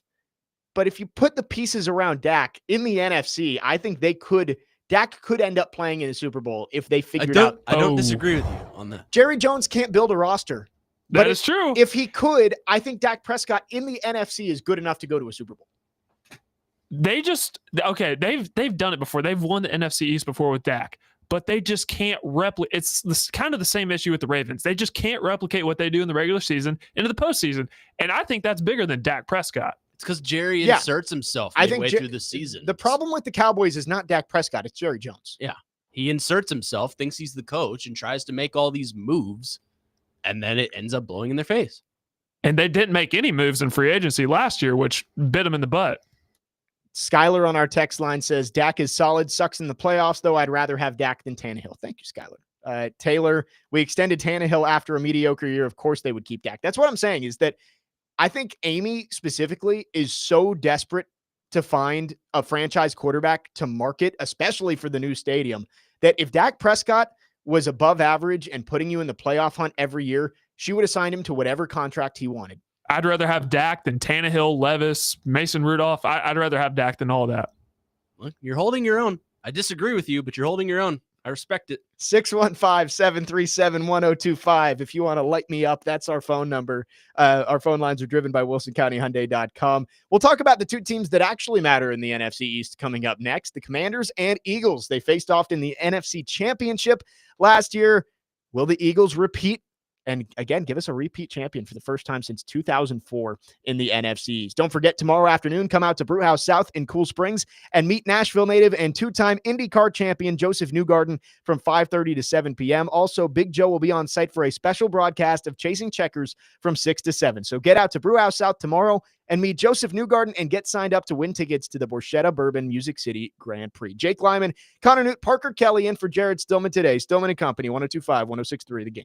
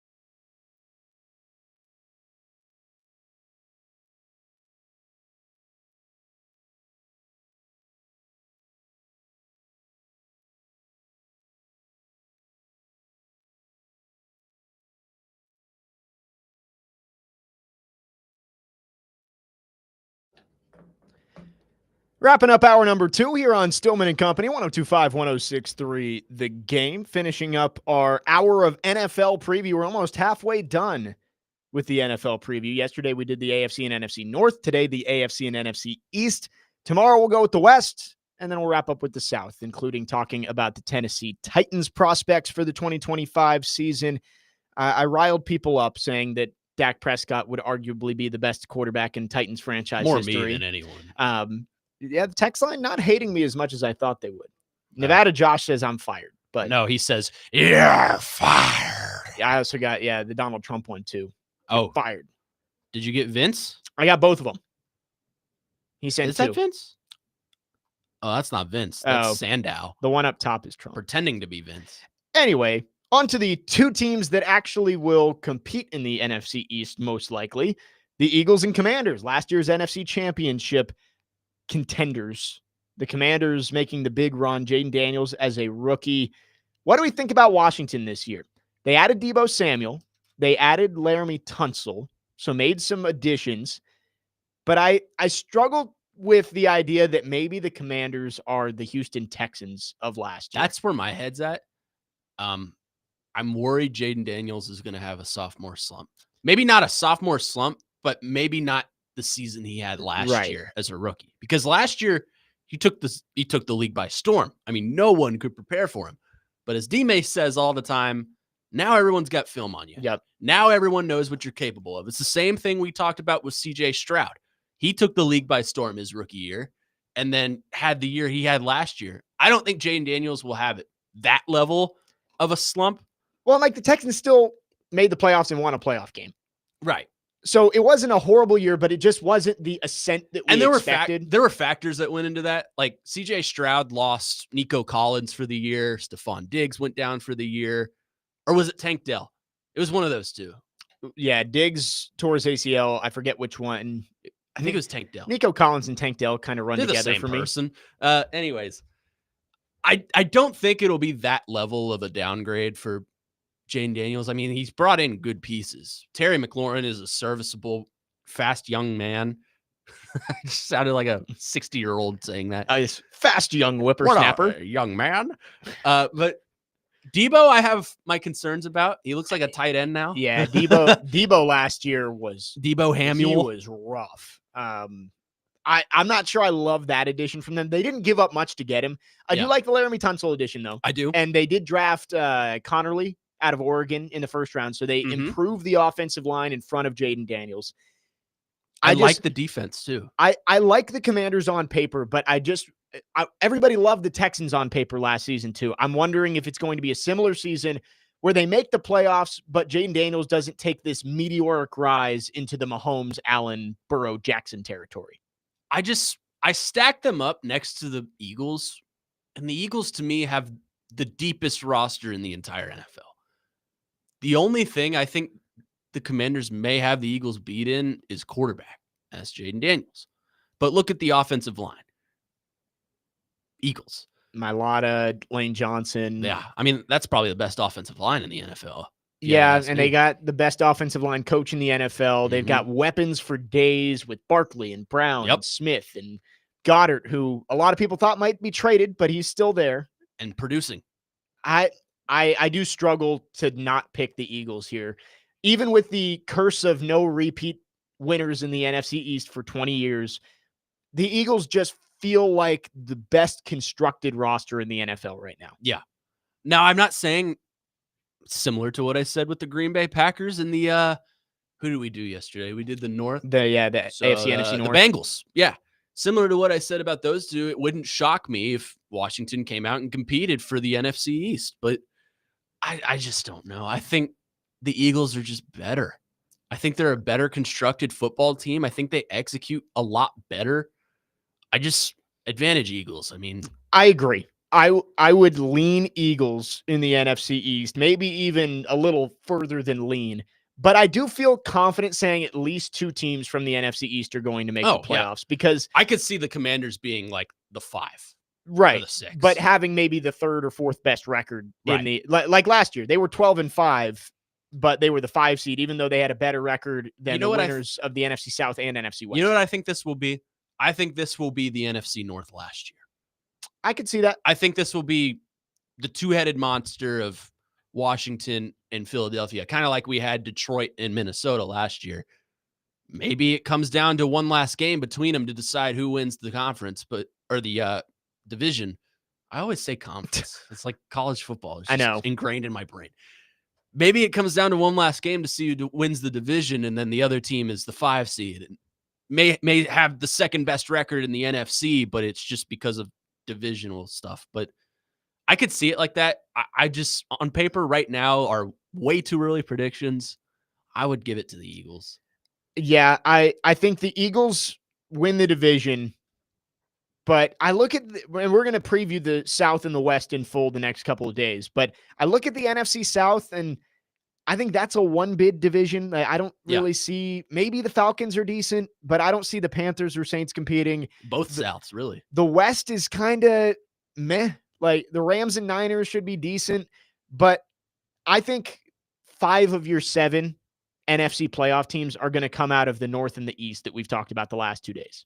Who would you think those are? Eagles, Commanders. Eagles, Commanders, Lions. Yep. And Pack. then I think you take 2 between the Cowboys, Vikings, Packers, Bears. I think that's fair. I think those will be the teams fighting for wild card spots. I think that's very fair. Is it a hot take of me to say I think it's Cowboys and Bears? Maybe a bit. If I had to pick the wild card teams in the NFC right now, I would go Commanders, Cowboys, Bears. I think I would go Commanders, Pack, and maybe the Bears. Maybe 3 NFC North teams. I could sneak see in. that. Yeah. Yeah, I think the Packers are definitely You're going to going be in the Packers. mix. Maybe I'm overhyping the Cowboys, trying to make up for my Dak Prescott. Maybe I'm take. underhyping. I don't But think the Bears is a stretch, though. I think we're all kind of high on the Bears. We talked about it a lot yesterday. Bears. Chicago, the hype that the Patriots are getting, I think should be going to Chicago. I think so too. I do believe in the Bears with the additions that they've made, and they've got an offensive-minded head coach. It's all on Caleb Williams. If he can take the next step, I think they're a playoff team. But I think Caleb Williams is a better quarterback than Drake May. Yep. And I'm with you. I think he has the potential to be a lot better quarterback than Drake May. Let me just say, after going to school in Chicago, I just have such a soft spot in my heart for Bears fans. I'm sure you because do. They have been thrown through the It's ringer, tough. man. I mean, they haven't developed a quarterback in 40 years. But they are so passionate about the Bears. Just going to Bears games when I was in school, dude, you would not believe. They are loyal. Yep. I'd like to see the Bears have a good season. That's one of those tortured fan bases over the last 15 years. The double doink and Can I give you a maybe not as hot take, but still a hot take? go ahead. And that Super Bowl, if they had anyone under center other than Rex Grossman, they would have won. Yeah, it's fair. Rex Versus the Colts? Against Manning, I don't know, but Rex Grossman falls into the Trent Dilfer category of quarterbacks who just they got carried to the Super Bowl by their defense. Were you still in the womb when that game was played, Connor? What year was that? I was 06. I was 2. 07. I was here. Somewhere in there. I was young, but Yeah. I was here. Was that Super Bowl 41? Sounds about right. Because Maybe, 40 was Seahawks. maybe back into Steelers, 30. Bears, Colts. I'm going 41. Everybody get your bets in. I'll say 39. I think it was 39 as well. It's Super Bowl 41. Look at you. Okay. Got it right. That one was in 2007. I was 3. So No, I was 2. I had not turned 3 yet. My birthday's in May, everyone. If you guys want to send me something next year, yeah, he just turned 21. yeah, send me a beer. Congratulations. Thank you. 615-737-1025. We are halfway done with our week-long NFL preview. Tomorrow, we will hit the West divisions, AFC, NFC West. Lots to talk about in the AFC West. Maybe, I was going to say 3 of the 4 teams could win that division. Nevada Josh would even say 4 out of the 4 teams. Why are we even doing apparently this, right? the Raiders are winning the Super Bowl. So we'll talk about that division, also the NFC West with the Rams, Niners, Seahawks, Cardinals coming up tomorrow. But coming up next, hour number 3, we're going to talk some college football. Big debate here amongst the three of us on the college football playoff, a 16-team format. We'll talk about that. And Trevor Maddich joining us at 4:30. Jake Lyman, Connor Newt, Parker Kelly with you, in for Jared Stillman today on Stillman and Company, 102.5, 106.3 The Game.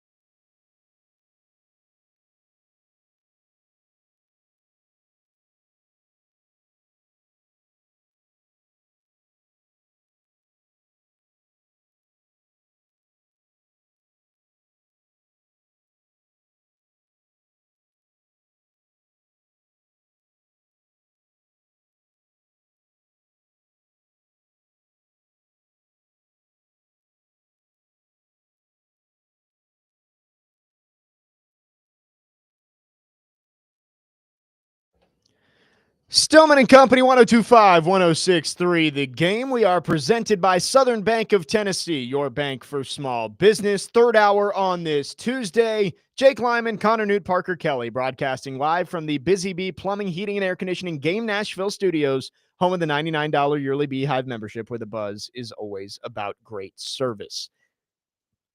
Big debate on this show coming up. I'm about to get just ripped into. We wrote this down when we found out that Parker was going to be producing the show, because Parker is one of the few people on the side of the 4-4-2-2 college football playoff model. And last week, if anyone was listening on Wednesday, Jared pulled a fast one on Caroline Fenton and Joe Rexroad, and Jared was the judge for Jared versus Joe. And basically the whole conversation was about which playoff model is better. I feel like most common sense people prefer the 5-11 model, which is the top 5 ranked conference champions get an automatic bid. So likely the winners of the SEC, ACC, Big 10, Big 12 all get an auto bid, and then your highest ranked group of 5 champion. And then the other 11 bids are just sorted out through the committee's rankings. Yeah. It's what we do now. Yeah. It is a 5-7 model right now for the college football playoff. This would just add 4 more at-large bids to the field. The Big 10 is suggesting a 4-4-2-2-1 model, if you want to stretch it all the way out, where the SEC and the Big 10 are guaranteed 4 spots in the college football playoff.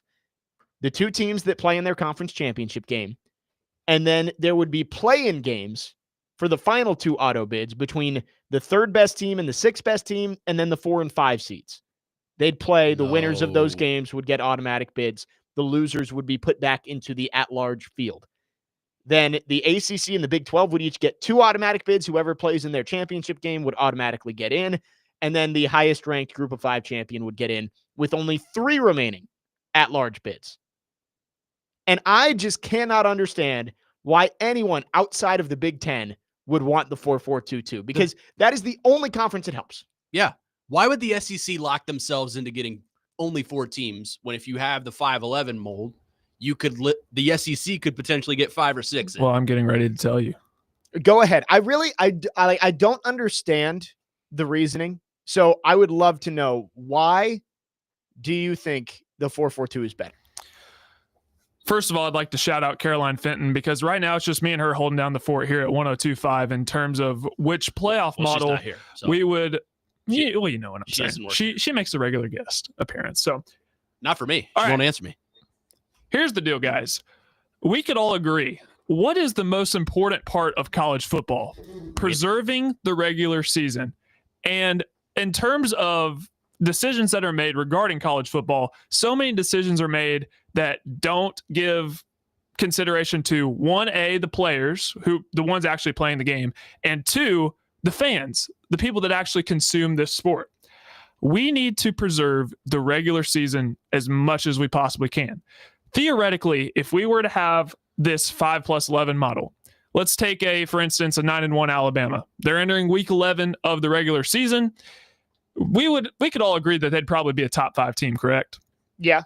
A 9-1 Alabama at week 10, probably a top 5 team. They could go out in this world of 5+11 and lose the last 2 games of their regular season and still comfortably get in this 16-team model. In this 4-4-2-2-1-1 model, this places the utmost importance on the regular season, because teams are fighting until the very end, including this play-in weekend for the SEC and the Big 10. They're fighting till the very end to get into that playoff model. So this places the most importance on the regular season, which should be held in high esteem in the world of college football. Secondly, in the 5+11 model, the committee has shown a desire to just win your games, right? Just win your games, you'll get in the playoff field. This happened with SMU. This happened with Indiana. And I'm not saying I wouldn't have put them in. I would have.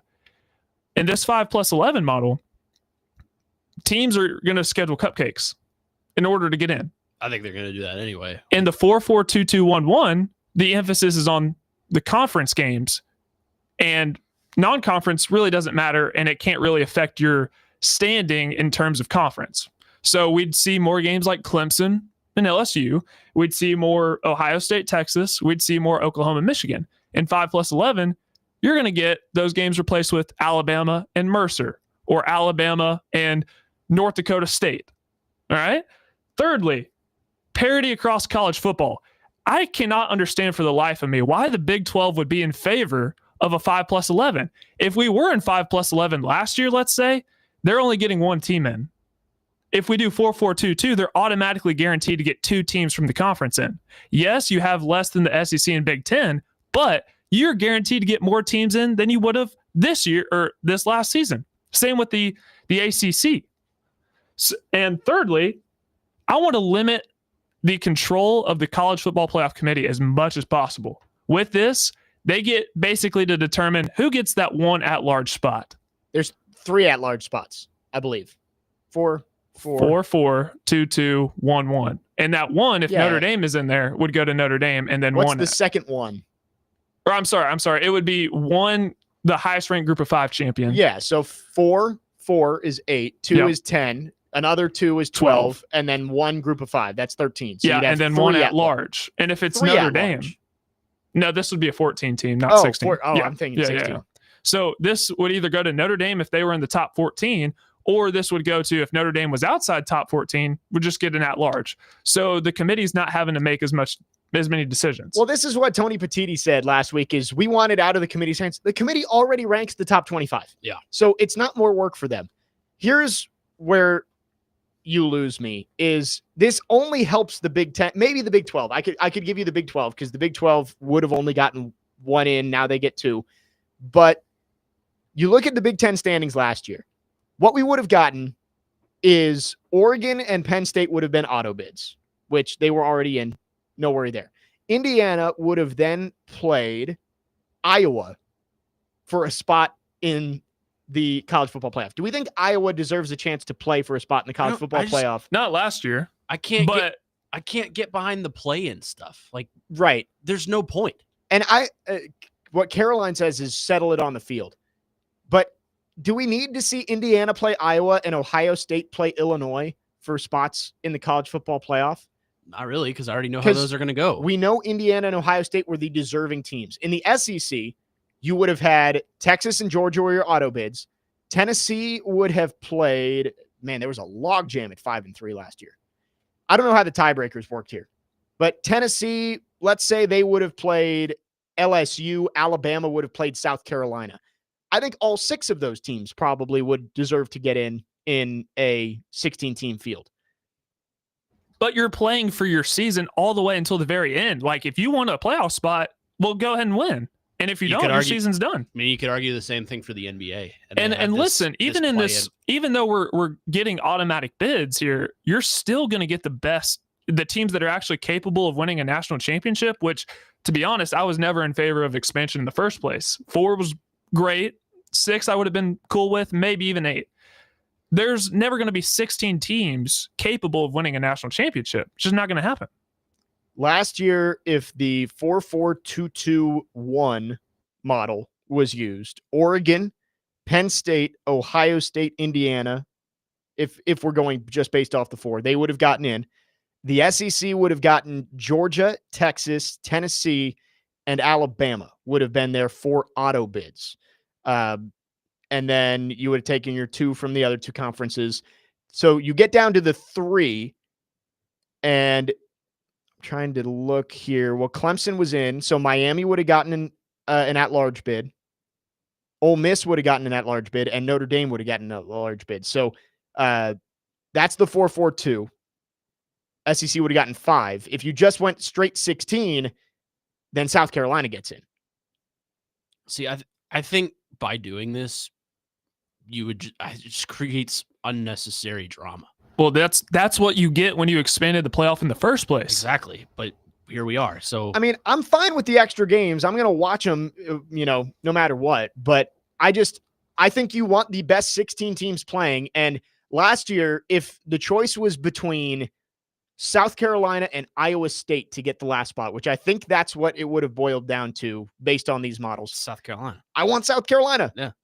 And I think that's what doing ranking 1 through 16 will probably do. Right. But with South Carolina, one of the 12 best, they lost to Illinois in the bowl game.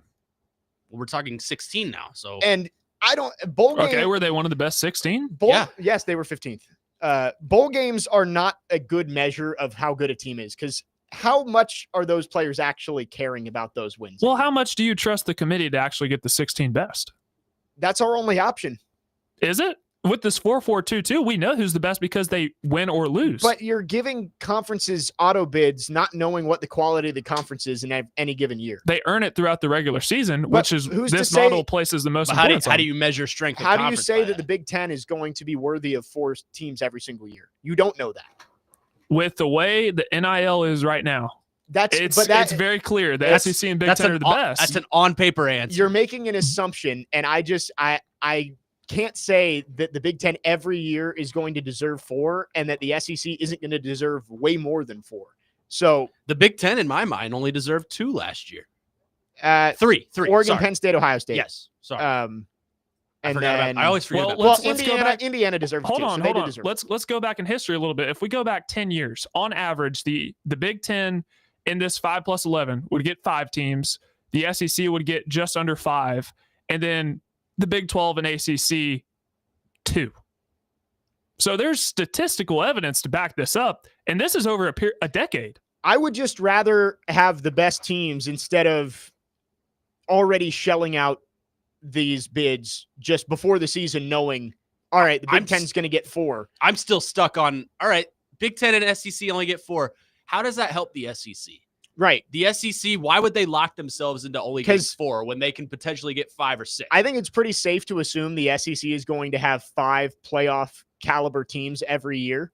I don't think it's safe to assume that with the Big Ten. And that is will why happen. That's why Greg Sankey is advocating for 5+11 because he knows that he can get 6 or 7 teams in a Right. given year. 615-737-1025 is our phone number. If you have thoughts on this, what should a 16-team college football playoff look like?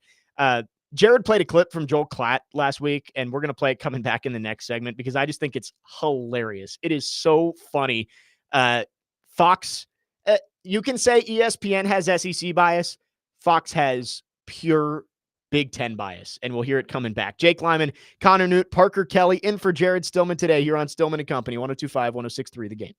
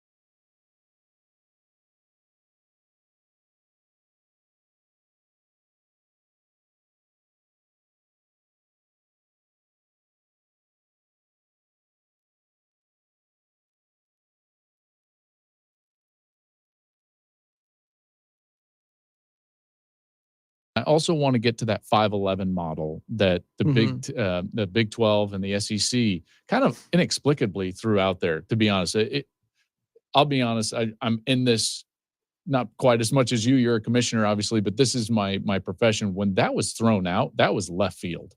When 5 and 11 was thrown out. That was Joel Klatt on his podcast that the 5-11 model, which is the most similar to the model that we use currently, the 5-7 model, out of left field, inexplicable. How? Jared played that last week and I was producing. I laughed so hard because I did that.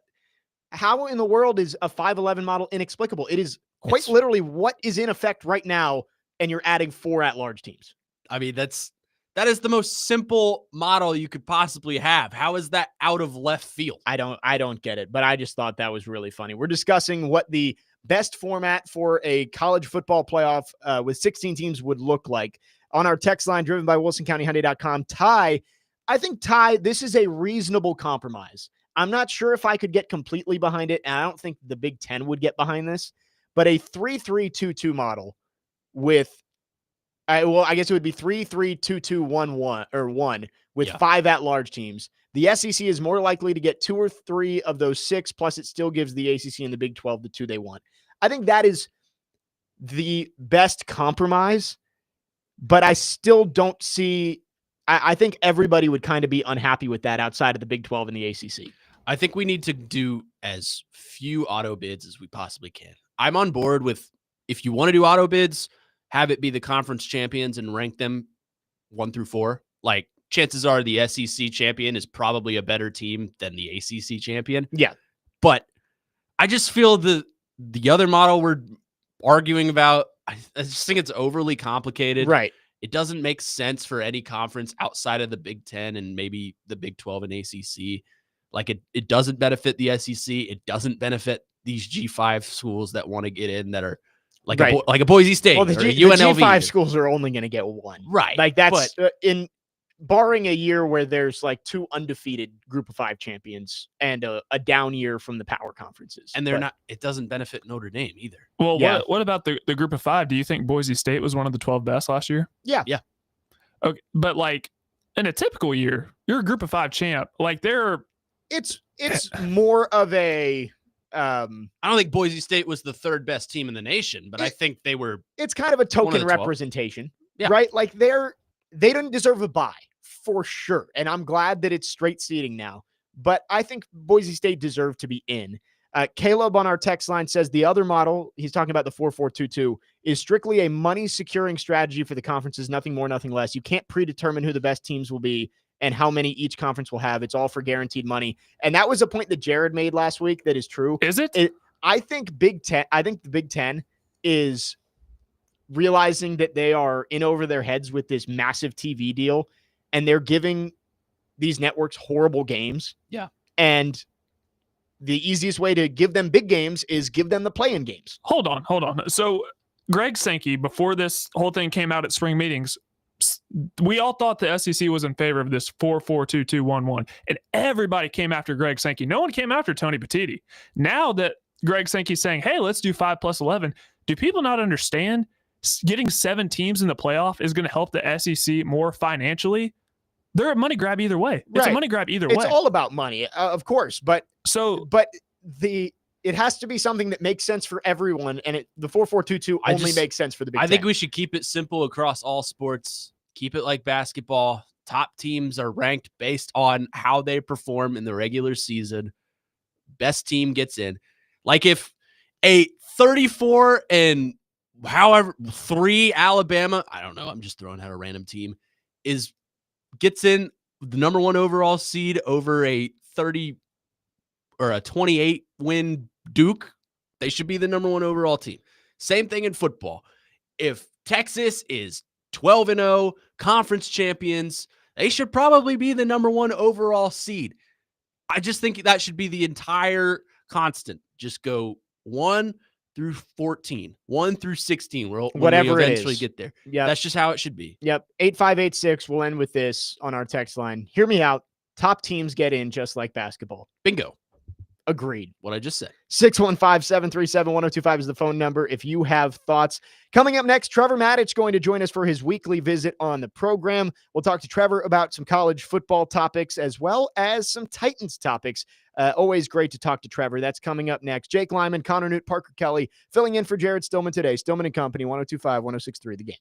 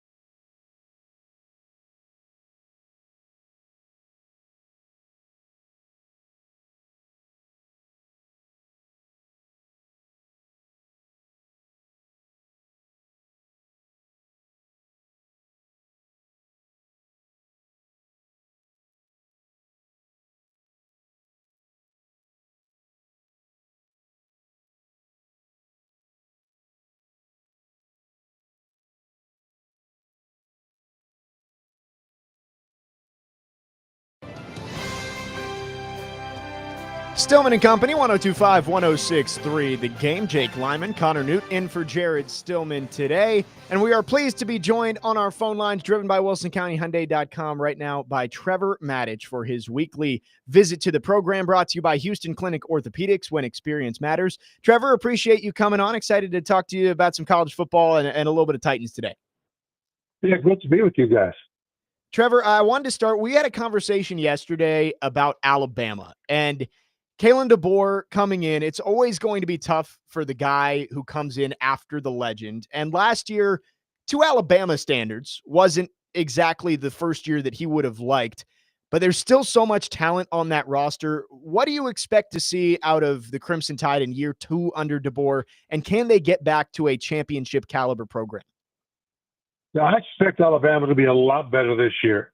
Now, there's other teams in the SEC that are going to be tough as well. So we'll see what happens in terms of the one-loss record. But the thing about it is that with Kalen DeBoer, he got a lot of grief last year, only winning 9 games and missing the playoff from Alabama fans. They were spoiled by Nick Saban, of course. But DeBoer has won everywhere he's been on every level. I mean, he took Washington, of all teams, to the national championship game. And now he's got his offensive coordinator back, Ryan Grubb, who wasn't there last year.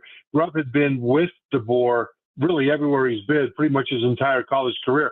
Went off to the NFL last year. Now he's back as a dynamic offensive duo with Kalen DeBoer. I think that's going to help a lot. I think you'll see a lot more of what DeBoer's vision of what Alabama needs to be this year. And I think the offensive line is going to be great at protecting the quarterback. We'll see who starts, but I think you're going to see a much better, more efficient passing game, especially at the mid-level of the field, to loosen up the defense.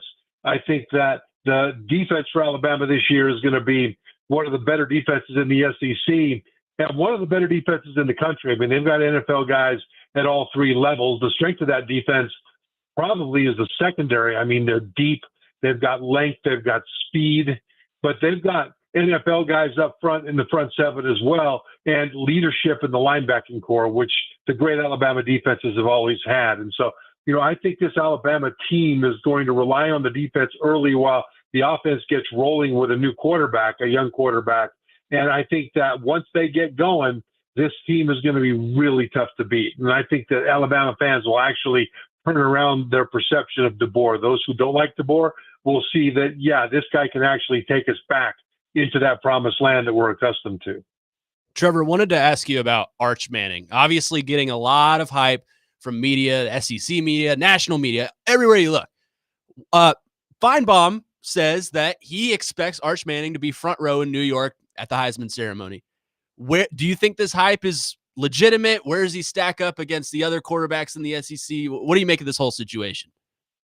I think Arch Manning will probably be the first quarterback taken when he comes out in the draft, whether it's next year or the year after that, just because I think his game and his makeup translates to the NFL exceptionally well. But I'm not ready to say he's the best quarterback in the SEC yet.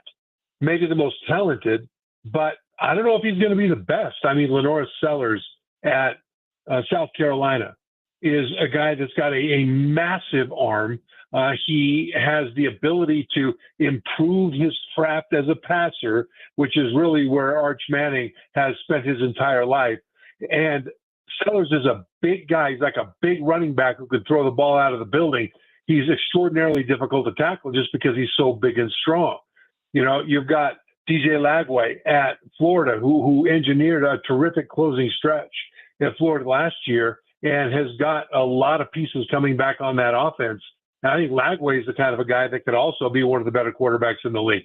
LSU's Garrett Nussmeier will be a first-round draft choice, I think, next year. He's got an NFL future, and he shares a lot of the characteristics of Arch Manning. Probably doesn't have as strong an arm as Arch, but he certainly is far more experienced than Arch in college football. And so you've got a lot of teams that have quarterbacks that will be competing for that mythical title of best in the league. And I'm not even ready to crown Arch Manning as being the best in the SEC yet. Now, having said that, he probably will be the best deep thrower in the SEC. And as long as he can fix some of the mistakes that he made last year when he was backing up Quinn Ewers, I think that he's got a chance to compete for one of the best in the SEC and one of the best in the country. I'm just not ready to crown him yet. I want to see him fix some of the mistakes of last year. Talking with Trevor Maddich here on Stillman & Company, brought to you by Houston Clinic Orthopedics, when experience matters. Trevor, for Arch Manning, he's not going to get to ease into his first year as the starter, as we're getting a possible national championship preview in week 1 with Texas and Ohio State. That Buckeyes team is interesting because they do have so much talent. Jeremiah Smith obviously is a Heisman contender at wide receiver, but Julian Sayin coming in, kind of an unknown, a highly recruited player, but hasn't played out there for Ohio State yet. Do you think the Buckeyes can defend their title successfully and be one of the top teams in the country, despite having a young quarterback taking the reins? Yeah, I think it's going to be an interesting matchup there, because if those teams played in October, we'd probably be talking about that game differently than we are now. Right now, it's a question of which teams develop depth and transfer portal acquisitions can step up right off the bat. Arch Manning is going in there against the Buckeyes, but the Buckeyes are also starting a new starting quarterback. And you've got Ohio State, that typically is one of the best recruiting programs in the nation. So is Texas. Texas has to replace pretty much their entire offensive line, pretty much their entire defensive line. Ohio State has a whole lot of key players at the line of scrimmage and elsewhere that they've got to replace. And so the question is not, is either team talented enough to make it to the national championship game? The question will be, will the young players come together, the new players come together and gel as a unit quickly enough to be able to win? And which team does that will be the team that has the edge in this game. And which quarterback makes the fewest mistakes. I don't think this will come down to who makes the biggest plays. I think it'll be which new quarterback will end up making the fewest mistakes. But I also think that, having said all that, that in terms of making the playoff and where they're seated in the playoff, unless it's just a blowout one way or the other, and I don't see that happening, I think that the loser of this game, assuming that they play pretty well in this game, the loser of this game won't be penalized by the committee in terms of seeding and things like that. That'll be important when we get down to the end in terms of who plays who and where, because they know that these are two of the most talented teams in the country, but also every team, both of these teams have so many new positions and pieces that have to work together. So to me, this is fascinating from a standpoint of who comes together the most quickly. But absent a blowout, I don't think either side, both from a playoff standpoint and from a Heisman candidacy playoff, aren't going to hurt themselves if they don't do all that well in this one. Trevor, on the Tennessee front in the quarterback room, obviously with the departure of Nico Iamaleava and the addition of Joey Aguilar and obviously Jake Merklinger still in the room, do you think that the quarterback situation in Tennessee right now is going to set back that offense for a few years? And if so, why? Well, Tennessee had a lot of momentum, didn't they, in terms of recruiting? Because when you started with the Josh Heupel offense, and a couple of quarterbacks ago, they're rolling, throwing the ball deep down the field. Then a quarterback ago, and then now all of a sudden you've got the guy that transferred to UCLA. How am I spacing his name? Nico Iamaleava. And he wasn't all that great last year. The passing attack of Tennessee last year wasn't great, but with Joe Milton and, with other kind of a paradigm that had been established, you had quarterbacks and receivers, especially receivers, that really wanted to pour into Tennessee. And all of a sudden last year, they were a running team.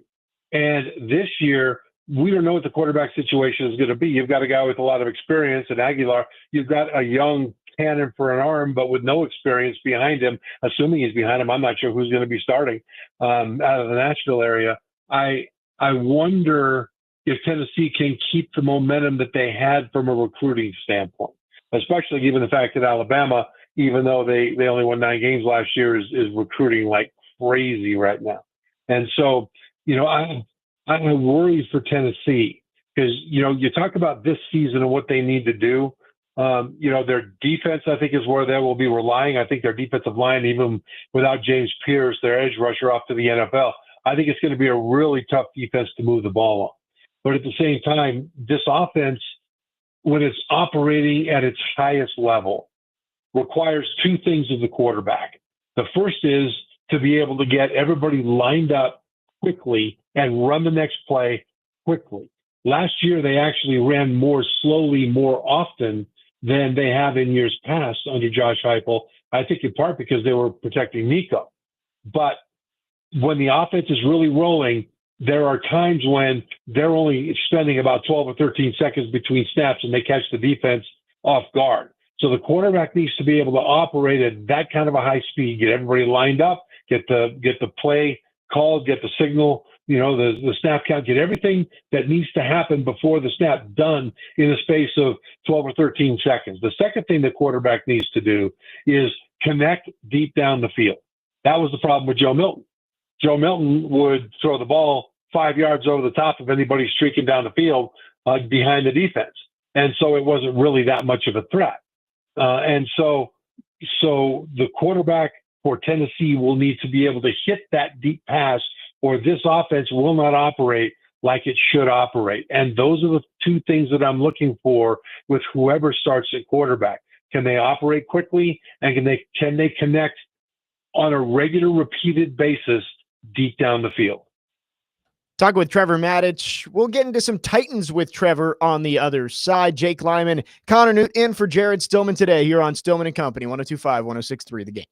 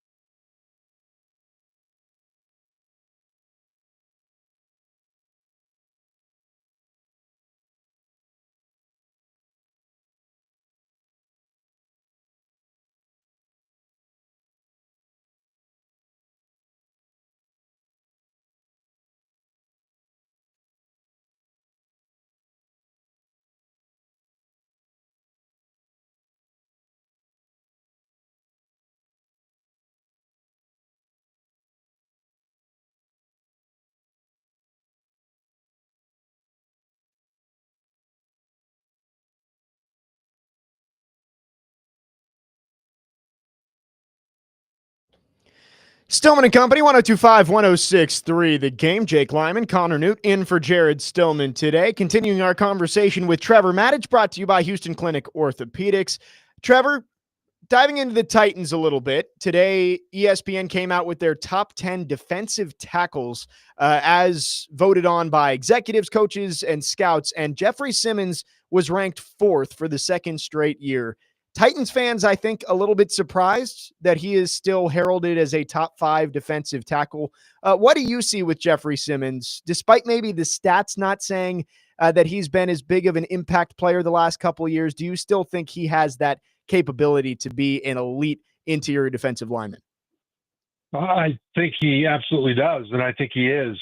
I think that the stats don't really do justice to what he does on the field.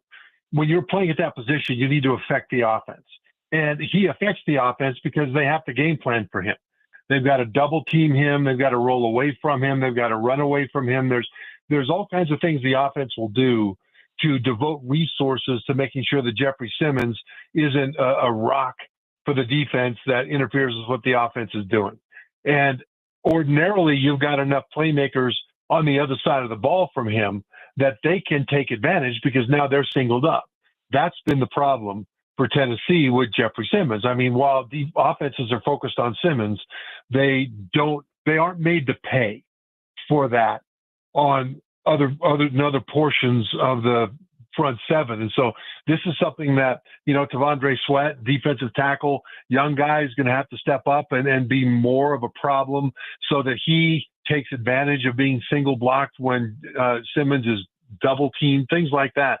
They need better production off the edges in terms of organic pass rushers that can beat one-on-one pass protection when Jeffrey Simmons is double teamed. And when he's not double teamed, then Jeffrey Simmons should be beating that single pass blocking himself, right? But we just don't see that as much as we normally would because offenses, when they go through the game plan over the course of the week, aren't seeing anybody else that they really need to worry about than Jeffrey Simmons. And so, I think that he still is one of the better defensive tackles in the league, one of the better defensive linemen in the league. But I think he needs more help in other places so that he isn't carrying so much of the load that his stats don't reflect it. Trevor, if Jeffrey Simmons succumbs to that pressure, kind of continues to flatline as far as the stat sheet says, what does the future of the Titans defensive front look like? Well, they're building around Tavondre Sweat, then, aren't they? Because they really don't have anybody else that you could point to and say, yeah, that's more than just a guy.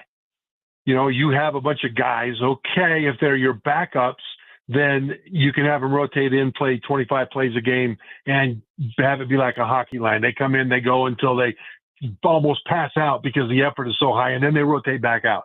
And that's what they need to do. But the better defenses have individual guys. They have a TJ Watt. They have a Aaron Donald. They have that one guy that can wreak havoc, and then other guys that can take advantage when offenses focus in on the havoc wreaker. And so if Jeffrey Simmons is not there, then this defense is awful. I mean, even over the course of the last several years, when the offense was terrible, the offensive line was abysmal, and the team wasn't winning, the defense still statistically in many of those years was one of the better defenses in the league at stopping the run. And that means not just fewest rushing yards per game, because sometimes if your pass defense is terrible, teams will just throw against the weakest part of your defense. But in terms of yards per carry, those kinds of things, with the more advanced rushing metrics, this defense was pretty good against the run. The problem is that they couldn't tackle, and they couldn't stand in the right spot when they were covering in terms of pass coverage. And so you would have the defense do well. They'd be good. Oh my gosh, where is everybody? And it's a 60-yard play. And this would happen over and over and over again. But when the players were standing in the right spot, looking at the right guys, in other words, when they were sound in terms of alignment and assignment, and then they took good angles, those kinds of things, even with the issues that they've had in the secondary with injuries and some young guys having to play, et cetera, this defense has not been abysmal. At times it's been pretty darn good, even without much offensive help. And Jeffrey Simmons has been a big part of that. And so that's one of the reasons I think They brought in Barton at linebacker and some other pieces, some veteran guys at safety, et cetera, guys that are more likely to be in the right spot and take the right angles so that an offensive player will have to actually beat a Titans defender in order to make a big play, instead of a Titans defender just being in the wrong spot and opening the gate wide open, and all of a sudden it's a huge play, which we've seen happen as well. So this all coming back to Jeffrey Simmons. If he's not there, then you lose high-end talent, and you need high-end talent in the NFL in order to win at a high level. I mean, you can have a whole bunch of pretty good players, and you're going to get nowhere. You need those individual stars, and I think that Jeffrey Simmons is and can continue to be that individual star. Talking Titans with Trevor Maddich here on Stillman and Company. Trevor, flipping over to the other side of the ball, 2 weeks from today, Cam Ward will report for his first ever NFL training camp, and you just know that all of the microscopes will be on Cam Ward for every single practice when he goes out there. What do you think is going to be important to see from the first-year quarterback when he goes out there and starts preparing for his first NFL season? Don't make mistakes. You know, the offense has improved dramatically, especially on the offensive line, but also at receiver. I mean, at tight end, I mean, the potential for now this tight end group to actually be a little more dangerous with Gunnar Hellman there from Texas draftee this year. I think Josh Wiley, who's a young guy, big, tall guy, I'm surprised that he didn't have a better year last year than I thought he was capable of. Chig, we'll see what Chig does. I mean, he's been a whole bunch of potential without a whole lot of fruition. But overall, there's enough talent here for Cam to not have to go out and do everything himself. And that means don't play hero ball. In Miami, you would see him scramble around and step out of sacks and move some more and then shrug off a sack and then throw the ball deep down the field. And it's a touchdown in the fourth quarter to win the game, this kind of a thing. That's mildly interesting in the NFL, because in college, he can step out of those sacks. In the NFL, the first one's going to get him on the ground. And a lot of those big highlight plays that Cam had at the University of Miami were plays that he extended that he didn't have to extend because he had an outlet and he could have gained 5 yards. In the NFL, he's going to have to take those outlets. Now, he'll still need to make those deep throws, and we know that he can hit them. He's got the accuracy to be able to do it.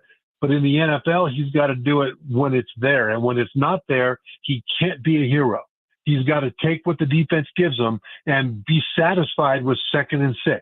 Be satisfied with 3rd and 3. These are the things that keep young quarterbacks out of trouble. Because when they try to be a hero in the NFL, they end up making the massive mistakes that, well, we saw last year in the first 2 losses from Will Levis, where he tried to make something happen that was absolutely unnecessary, but he still tried to be Patrick Mahomes, and it ended up being crucial mistakes that led to turnovers that contributed to those opening 2 losses. And so, you know, these are the kinds of things that ironically Cam Ward will have to do. It's not what he does, it's what he does not do that will be most important for him early on. Trevor, speaking on Cam Ward, he had some high praise for Calvin Ridley in a video he released earlier this week of him working out. He basically said, Calvin Ridley's the best receiver I've ever had the privilege of playing football with. How important is that connection between Cam Ward and Calvin Ridley to the success of the Titans offense this season? Well, it's critical. Ridley is that fast guy that can get down the field and finish the deep passes. And without that, then the defenses will do what they've always done, which is come up and crowd the short to medium pass lanes and crowd the run. And that relationship between those two off the field is important in as much as it contributes to their relationship on the field. But see, Ridley now isn't going to be the guy that defenses have to or will have the luxury of double teaming all the time without having to worry about much of anything else in terms of being any kind of a deep threat. I mean, when you talk about Tyler Lockett and Van Jefferson and some of the young guys, Shamir DK from Florida, draftees, a 4-3 guy, you know, and you've got other guys that are really fast on this team. And so those deep passes aren't just one guy, Calvin Ridley, that the defense has to worry about. This team can send 2 and 3 receivers stretching the field deep down the field. And if Cam can hit those guys, if he develops that chemistry with them, then it keeps the safeties deep and it opens up a world of possibilities and space underneath that. So Calvin Ridley is the main guy that needs to be able to make those things happen. But it's much like Jeffrey Simmons on defense. While Ridley needs to make plays even when he's doubled, it's up to those other receivers to take advantage when the defense focuses on Ridley so he can't take the top off the defense. The other guys with the speed need to be able to do it themselves. And so, you talk about the relationship. If the quarterback can't hit him, obviously none of it matters, but the pieces are there, especially behind a rebuilt offensive line, for this team to be just a dramatically different experience as fans watch them. Trevor, great stuff as always. We always appreciate your time, and we'll talk to you next week. Great. Thanks, guys. Trevor Maddich, brought to you by Houston Clinic Orthopedics, when experience matters. Always great talking He's to great, Trevor. isn't he? He's awesome. I'm very glad we got the chance to talk to him today. I know. I could sit with him all day and just pick his brain. A football encyclopedia. We'll take a quick break. When we come back, we'll start off hour number 4 with our daily game show that we're doing. Where are they now? Parker's going to host this week. We'll talk some Titans in the final hour as well. Jake Lyman, Connor Newt, Parker Kelly in for Jared Stillman today. Stillman & Company, 102.5, 106.3 The Game.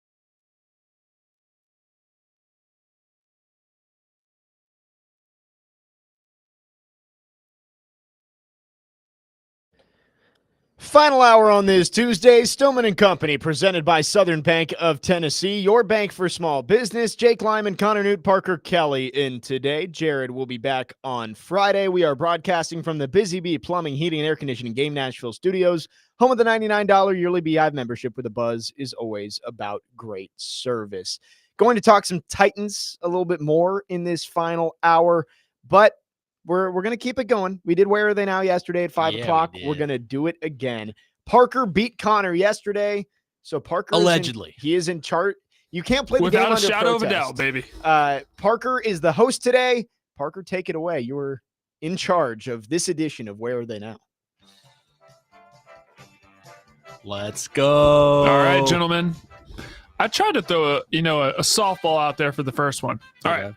The first player on this list, we name the player, right? And then you guess the team. You name the player, we guess where they're playing. Let's remind everyone of the rules. Yes. 1 point for the correct league, 2 points for the correct team. So a total of 3 available for every. And both have to guess. Yes. No moving on. You said free agent. I said I think he is. Anyways. All right. First player on this list, Ben Joyce. Ooh, Ben Joyce. I know it. I mean, you gotta elaborate on what sport Ben Joyce plays. Baseball.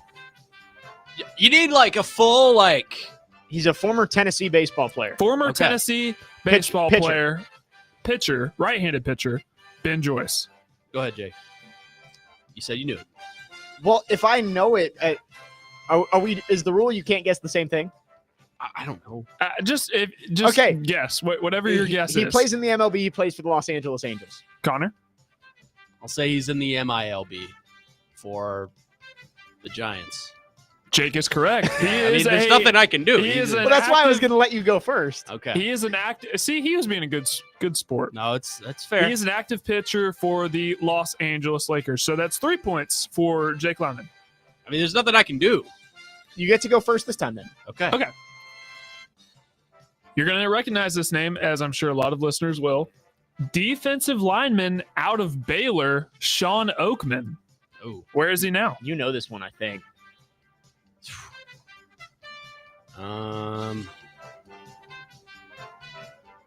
You know what? I'll say he's in the NFL for the Las Vegas Raiders. Jake? He is in the CFL for the... I'm between two, and I know I'm going to get it wrong. The Montreal Alouettes is my guess. Ding, ding, ding. Let's go. I mean, I don't even have Two for a two. chance in this one. I knew he was in the Canadian League. This might be a good one for you, Connor. Okay. Former North Carolina big man, Armando Bacot. Oh, I know this one. I do know this one. You Connor, can go first. You can go first. He is in the G League for the Memphis Hustle. Jake? I will say he's in the G League for the... What is a G League team? Is there like Boston Blue Coats? Yeah, let's go with the Boston Blue Coats. Connor, congratulations. You are on the board. I knew it. 3 points for I Connor. keep up with the Grizz, baby. I keep up with them. Titans legend, Andre Dillard. Where is he now? Oh, well, we both know this one. We should both know this one. Ready on 3? 1, 2, 3. 49ers. Yeah, 49ers.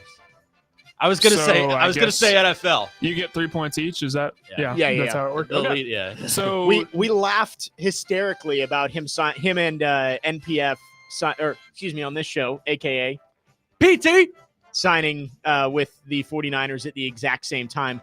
Although I believe PT has already been cut. Has he? I think he got cut already. It did not take long for the 49ers to realize what we all know in Nashville. Wouldn't be a shocker. All right, so this is a good tiebreaker. It is 9-6. Well, okay. So this is going to be a good one to end on. Okay. Well, you've done 4. We've done 4. Oh, and so so six. this last Six. one, you need to get it on the money. In it. But if you do get it, then we'll need a tiebreaker, and I could come up with a tiebreaker. Okay. Former Iowa men's basketball coach Fran McCaffrey. Where is he now? Oh, I know this. Go ahead, Jake. It's your turn. Fran McCaffrey. Where is he? He's still active? He is still active. Man, this is I know. tough. I think I know it, but I feel like I'm gonna get it wrong. I'm going to say that he is coaching at. I'm going to say the NCAA. I'm saying he's still in college basketball. I'll go with Fresno State. Fresno, okay. I'll also stick with the NCAA college basketball. I will say Iona. He is at Penn, the Fighting Penn. Quakers. Wow. His alma mater. Man. 0 for 2. Wow, this week, man. Connor. Woo. All right, so I guess I get it next week. Or Tomorrow. tomorrow. We keep doing these shows. It's because I start off like I get the past 2 games we played. It's been 3 right off the jump. Right, yeah. And I'm in the 3-0 hole, and I can't do anything about it. Yeah, Ben Joyce, I knew that one because he throws like 104 miles an hour. We gotta get something on, like, you can't say the same thing because, like, Wait, if you go first and you get it right on the money, and I can't say the same what thing, But if you both know the answer, then what's the point of we need to write it down. Like that needs to be we should each get a little pen and paper and write down our answers. That way you can't change it once the other person is given their answer. Okay, we'll do that tomorrow. All right, tomorrow we will do that. Tomorrow. Again, this game just keeps evolving. It keeps getting better as we work out the kinks here on Where Are They Now, which has gone from Forrest Company staple to a Stillman and Company staple this week. Jake Lyman. And it will go away Friday. It will, yes. Show. I promise you, Jared will not be playing this on unless Friday. we want to play with D-Mace next week. Maybe. That'd be fun. We should. Pause. We should. Because I think Derek, we should do like some of his former teammates and see if he knows like if they're coaching somewhere. Yeah. Something like that. I don't know. We'll figure it out. I'll take the win though. I believe I'm undefeated in games that I've played. This is a fair loss. Unlike yesterday. That one was fair and square. You're not gonna, so I'm 0-1. You're not going to be complaining to the league? No. I took this one. Now, I did appeal to the league to change the rules. That appeal has been upheld. Yep. So we'll make the change tomorrow. I will come up with a good list of 5. Tune into ESPN 94.9 The Fan today as the Nashville Sounds take on the Durham Bulls. Pregame begins at 5:20. First pitch is at 5:35. Coverage also available on the Game Nashville app and at thegamenashville.com. Sounds baseball on ESPN 94.9 The Fan, presented by Twin Peaks and Family Leisure. There's something that is usually a big event around this time of the year in the NFL world, and I just found out that it's going on right now. And no one seems to have any idea. We'll get to that coming up next. Jake Lyman, Connor Newt, Parker Kelly, in for Jared Stillman here on Stillman and Company, 102.5, 106.3 The Game.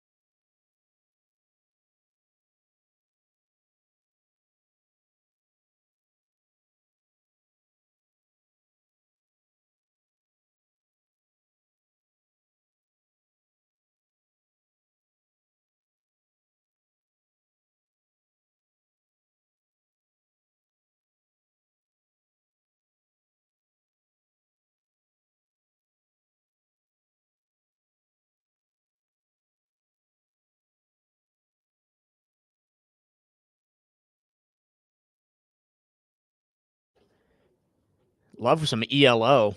Do you see what he's doing here? He's only playing like Marvel music. Oh, yeah.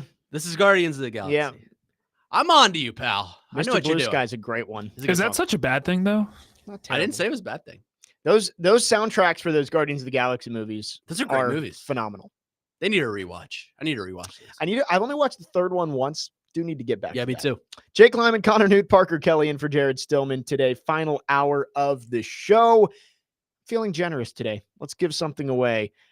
Caller number 3 at 615-737-1025 will win a pair of tickets to see Nelly with Ja Rule and special guests at Ascend Amphitheater on Tuesday, September 16th. Again, caller number 3 at 615-737-1025. You should have made it worse on him.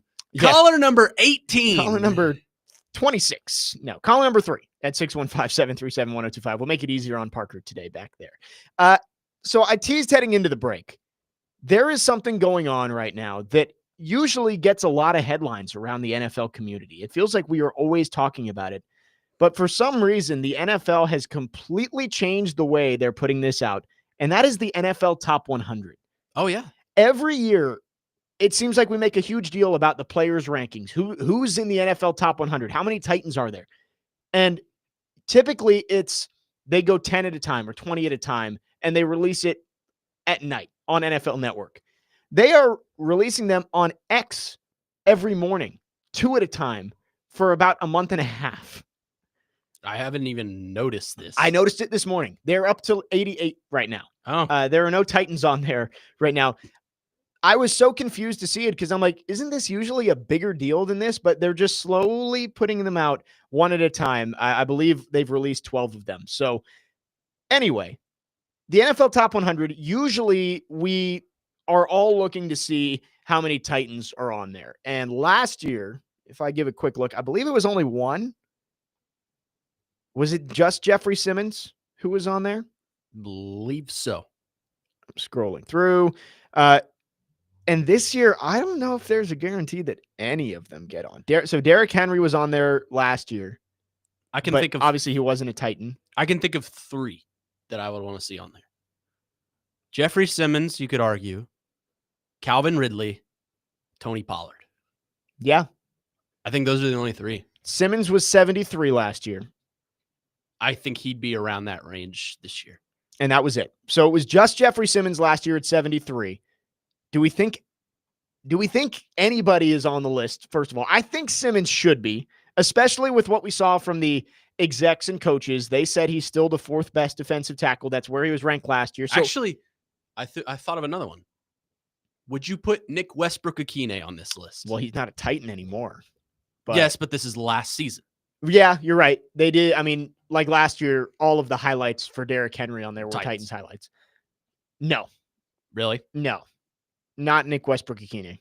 I think if they were going to put him in, it would have been in like the 90 range. And obviously they didn't. Yeah, we're already at 88. There are no current or recent Titans on there. I think you're right. Calvin Ridley's coming off a 1,000-yard season. There's a chance, but he was also coming off a 1,000-yard season with the Jaguars and wasn't on there last year. Yeah. So I'm not so sure he will be. Pollard is an interesting one. I think there might be a case for him. There could be a case for Tony Pollard, but I think running backs, I'm not sure running backs get as much love as they should on the top 100. Right. I mean, Derrick Henry got love, but he was in the 40s last year. Yeah. Which he wasn't coming off his best season, but he was still coming off a good season. I mean, if I were to rank Tony Pollard, I think I'd put him in the 60s, 70s, maybe. Yeah. If we're going off the formula they have of just not giving quarterbacks or running backs love, not quarterbacks. Do you Quarterbacks think get he's all better the- than James Cook? Tony Pollard? No, and Cook was on there today. Cook was 89, I believe. So, yeah, probably no Tony Pollard. Yeah. I would guess no Calvin Ridley. Let me see if I can pull up Yeah, find the ones today because that what's may already help. been out. That may help for context. Here we go. So here are the ones that have been released so far. We are through 87. So Ladd McConkey at number 100. Attaboy, Lad. That's Frazier's So guy. that's kind of the quiet. Like, do you think Calvin Ridley is better than Ladd McConkey? Yes, I think so. I would tend to agree with you. but I'm not sure that the players will put Ridley on there. Leonard Williams, Zach Allen, and Quinnen Williams have all already been on there at defensive line. I think Jeffrey Simmons. I think he's. I mean, he was ranked above all of them by the coaches today. So I think it's pretty safe to say Jeffrey Simmons will be on there somewhere. Aaron Jones at running back is on there, as well as James Cook. I don't know if Pollard's better than either of those. I would probably say Pollard's better than Jones, but I don't know if he's better than Cook. Yeah. I don't know. I'm like half in, half out on Pollard getting in. If I were making the list, he would probably be in, but James Cook would be a lot higher than 90. Yeah. Other notable players who are already on there: Drake London, the wide receiver for the Falcons, 97. Sam Laporta is 94, the tight end for the Lions. Tua, 91. Wow. I would not have put him on there. It'll be interesting to see how many quarterbacks are on this list, because you would think with all of the positions that there are and all of the great players across the NFL that the players are calling Tua a top 10 quarterback. Is that fair to say? Depends on how many quarterbacks were on there last year.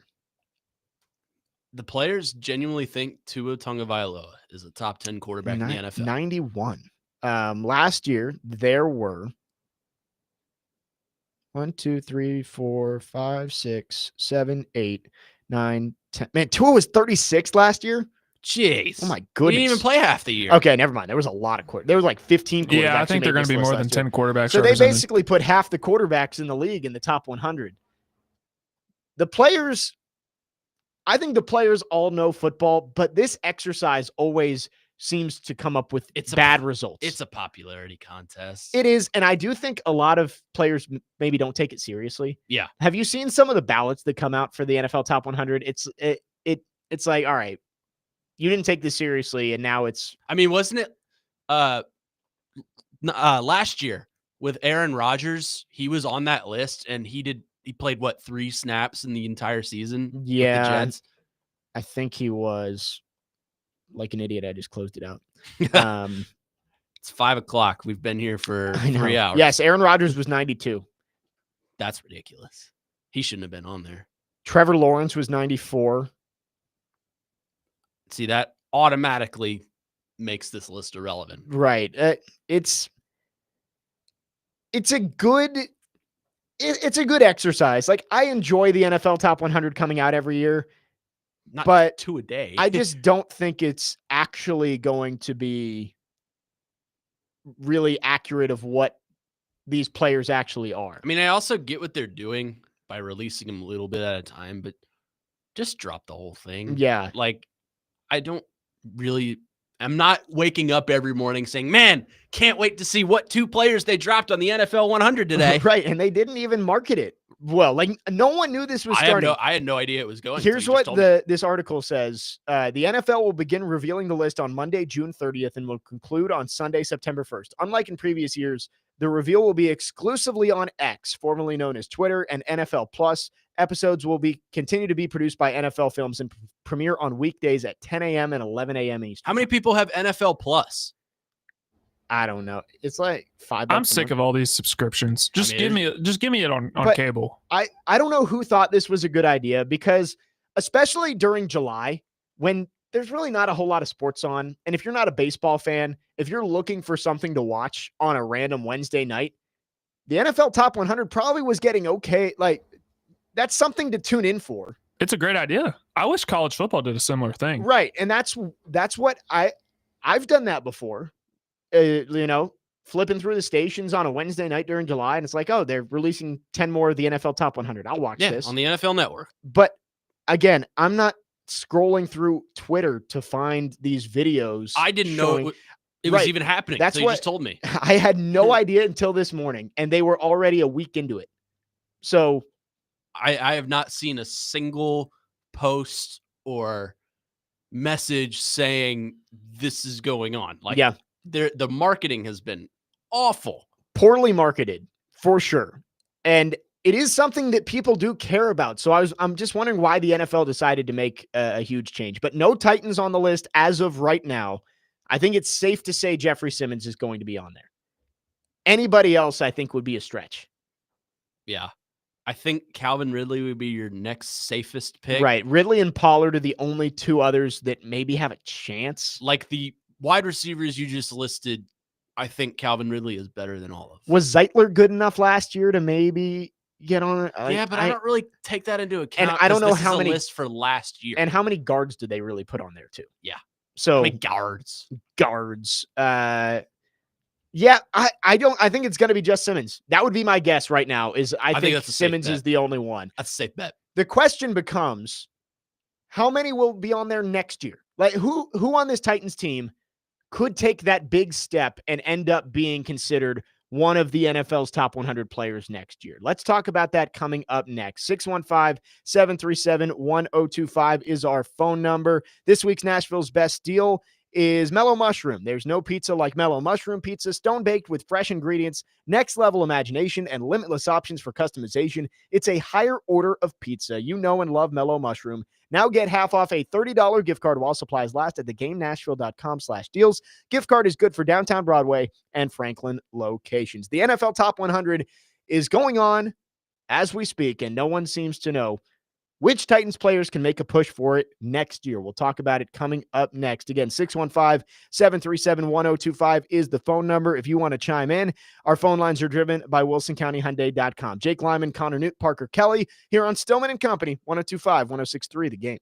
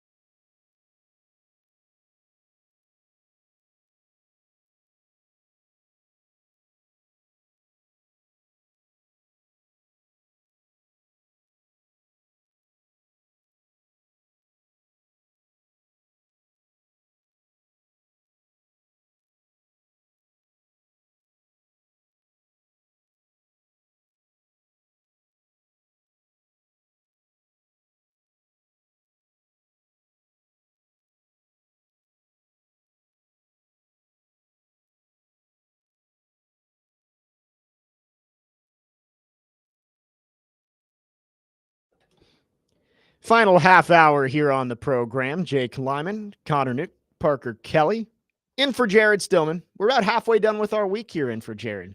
It's flying by. It is flying. I love this song, man. Yeah, it's good. This is a good driving home at night song. It's also one that if you go down to Broadway, you're gonna hear it someone's gonna 50 be covering times it. because somebody requests it, or it's just one of those songs that every band knows how to play. Yeah. But 100%. Great song nonetheless. We are looking at the NFL Top 100, which again, nobody had any idea was going on until this morning. I figured it out this morning and put it on the grid because I was very confused why the NFL decided just not to market the NFL Top 100 this year. Right now, we believe Jeffrey Simmons is the only guy who's going to be on that list.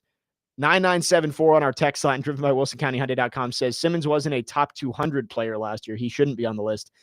I think there's such a separation between the fans and people actually in the game, Right. and their opinion of Jeffrey Simmons. Right.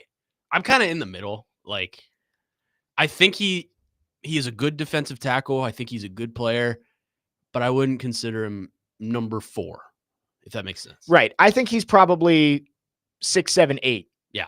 Which probably still makes him a top 100 player in the NFL. Yeah. But he's going to be in the 70s or 80s, and that'll be it for the Titans. My question is, who this year could take the next jump and end up putting themselves on the list next year? I think there's a couple of candidates. I can think of 3. Okay. You go first. Who do you got? Jeffrey Simmons. That's the easy one. Yep. Calvin Ridley. Okay. Cam Ward. Cam Ward, I think, is because there's such a recency bias. I bet Jaden Daniels is going to be in the top 25. On this list, which is not no knock on Jaden Daniels. I don't think that's far-fetched. But I don't think he's a top 25 player right now. Where do you rank him in quarterbacks? 7 to 10.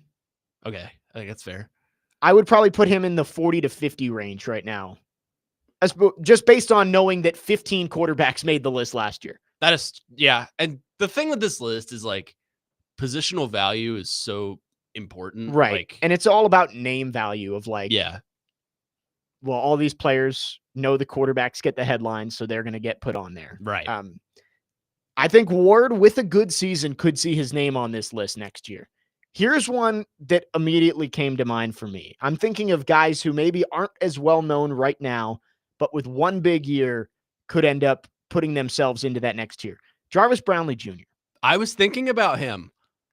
In terms of young guys who could take the next step, and I'm not saying he will, I'm just saying the Titans don't have a ton of those guys right now who are just one big season away from being top 100 players in the NFL. I think Brownlee fits that mold.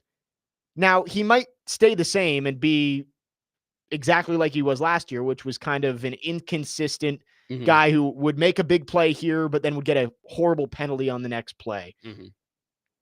I think with a good year this year, he could find himself in this conversation.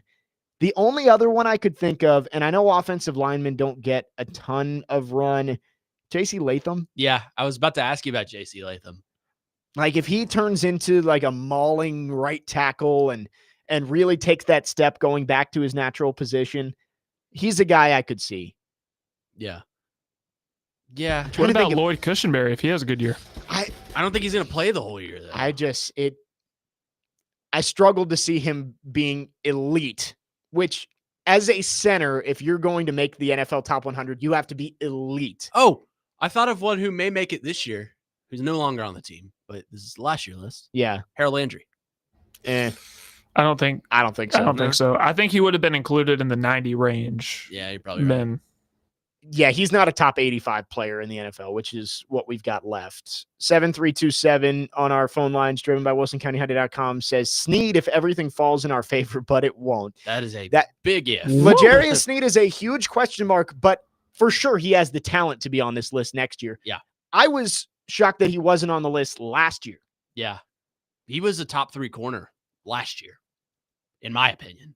He might have even been the best before coming to the Titans. Let's see. How many corners were on this list last year? Because, again, positional, I feel like there's just so many. So last year, Jalen Ramsey was the highest rated cornerback at 25. Why? Exactly. That just shows you the name value. Deron Bland was second at 31. because he had the He most coming off the interceptions. Pick pick six Yeah. record. Sauce Gardner was at 38. Patrick Surtain at 52. Tariq Woolen at 91. So only 5 cornerbacks made the list. L'Jarius Sneed was not one of them. But I do agree with the texter that if Sneed doesn't have any legal issues, doesn't get suspended, and he stays healthy, he does have the talent to have a bounce back year and maybe end up on this list. I wouldn't count on it, though. Yeah. If I were to put my money on 2, it would be Simmons and Ward, assuming Ward has a good year. I think those are the safest bets. And it's so sad that we're struggling to come up with another I know name. we can't come up with a third. Jeffrey Simmons is the only clear-cut answer we have. I mean, I'm going through names like maybe Tony Pollard if he replicates what he did last year. I want to say Tavondre Sweat, but I don't feel like that yeah. position just is undervalued. If he has a huge year, he could, but I mean, and that could be said for everybody. And he also doesn't have the numbers because he's there to stop the run. Right. That's what And he's saying, yeah. But if Sweat has a year where he puts up a ton of tackles for loss and maybe gets 4 or 5 sacks, maybe that's enough to get him in the top 100 range. I don't know. Yeah. That just feels like a position where unless you're Vita Vea, you're not going to get the accolades Yeah. that you would want to be in the top. 1704 on our text line says Derek Stingley is the best to be. Yeah, that's funny. He wasn't on the list either. Yeah, that's true. And Which it just Surtain, I mean, is the reigning defensive player of the year. It kind of shows you that these lists it's pretty biased. they don't really matter all that much. But I'm just trying to think of any Titans players who could take that next step. And we've got a handful that it's like Nick Folk. we're having to preface it with if everything falls into place perfectly, they could be on this list next year. But there's nobody who stands out that is like, all right, man, they're due for a year where they're going to be a top 100 player in the NFL next season. I don't know. There's just there's not a lot of name value for the Titans. Yeah. That's part of it. And I will say that if this team wants to accelerate the rebuild, they need some of the guys we're not thinking about to take big steps. Like they need one of the tight ends. Like Gunnar Helm needs to have a big year. Mm-hmm. The Skoronski. linebackers, Cody Barton and James Williams and Cedric Gray, like all these guys who we don't think there's a chance they could take a big step. If you want to accelerate the rebuild, they have to take the big step. Yeah. I don't know. It's just there's not a lot of name value. There's not a lot of guys I look at and say, yeah, if he has a good year, he might be there. Here's Here's one that is interesting. And again, I think positional value may knock him a little bit, but Roger McCreary. I think Roger McCreary is a really good player, but Yeah. nickelbacks are just kind of like, meh. I mean, he'll have a pick or two. I think he's a really good player. Yeah. Like in terms of Titans' best defensive players, I think it's Simmons, and I'd have a hard time arguing that McCreary's not number 2. Maybe Amani Hooker. Yeah, I was about to ask you. I don't know. But safety's a hard one too. McCreary feels like a guy that the Titans have just kind of taken for granted of like, all right, he's going to be an above average nickelback for us. That's fine. We have needs elsewhere. I don't know if he ever gets much better than that. I hope he does. He feels like a player that's kind of hit his ceiling. How much longer does he have on his contract? He's got to be almost done, right? With his last rookie year deal? was his 3rd year. So this would be his last season. So this would be his last because he was the same second. draft as Burks. Yeah, he was Was he 2nd or 3rd? He was his second. That's So right. the Titans took Burks in the 1st with the AJ Brown pick, then Yep. traded out of their own pick and took McCreary early in the 2nd. Yeah, that's right. I like Roger McCreary. I really do. Yeah. I don't know if as a nickelback who is kind of limited in his versatility, I don't know if he's going to be a top 100 player. 9926, Amani Hooker could have a 7 interception season, get on the list. And that is a good point because like Deron Bland, we just talked about. Deron Bland is not a top 40 player in the game, but he had 5 pick sixes. So players kind of were just like, oh, how about that guy who just had 5 pick sixes? Let's write him in. So if We could say could for everything. if any of these DBs had a 5 to 7 pick season, they might have a chance. If any, Titans could go undefeated. they could. Everybody's undefeated in July. Yeah, no one knows they're bad yet. 615-737-1025 is our phone number. Last call for phones. If you want to chime in, you can text or call our phone lines driven by WilsonCountyHyundai.com. The NFL Top 100 is coming out. Again, I don't know if somebody could text in and let us know if they knew this was going on, because we had no idea. But if you knew this was going on, let us know. Are there any Titans besides Jeffrey Simmons who could be on the list this year or next year? We're racking our brains and we're struggling to find anybody who actually really fits that mold, which, a little sad, but But that's why they play the games. And a year from now, we could be looking at the NFL Top 100 list and say, look at the 6 Titans that are going to be on there. Did you know Jamal Musiala is out for 4 to 5 months with a broken fibula? I do now. For FC Bayern. Thanks to Munchen. ESPN2 behind me. 615-737-1025. Final segment here on this Tuesday coming up next here on Stillman and Company, 102.5, 106.3 The Game.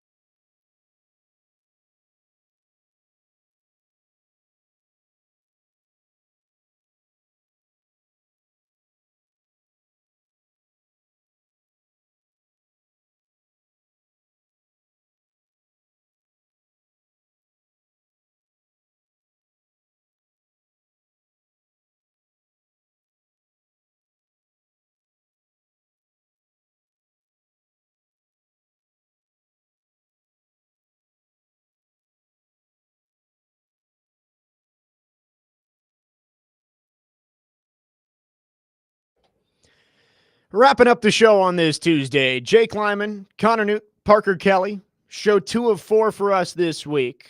We'll be back tomorrow and Thursday to do it all again. Jared back on Friday. Don't forget, tomorrow we are going to continue our NFL preview. We'll look at the West divisions, AFC, NFC West. A lot to look at there. The AFC West may be the most competitive division in football. The NFC West, maybe not as much, but a couple of interesting teams.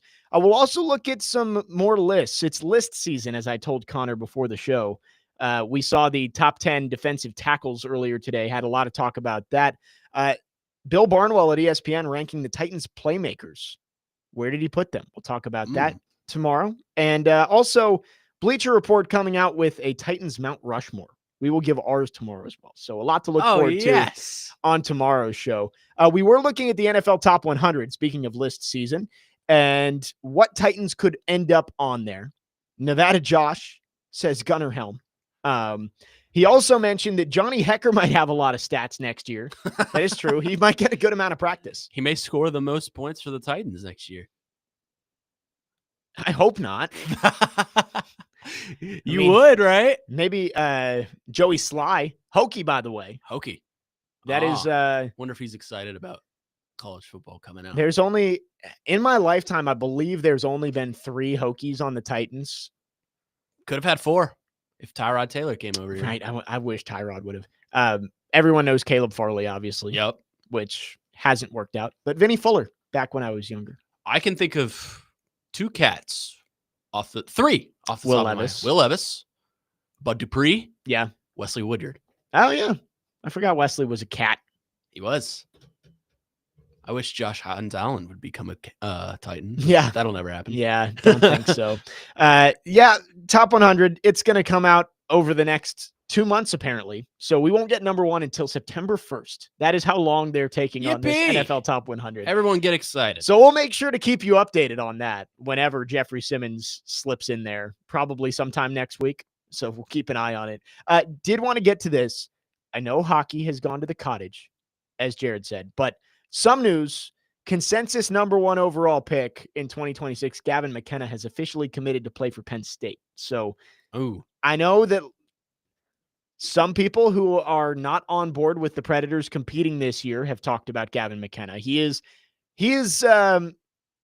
definitely a class above the top prospects in this year's NHL draft, from what I've heard, at least. I'm not a hockey expert, but from what I've heard, at the very least, the top picks this year would all be behind Gavin McKenna if he was eligible. So something to keep an eye on there if the Preds do end up in that range.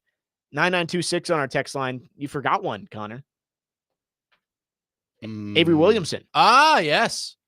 Last year they had Mike, what's his name? The safety.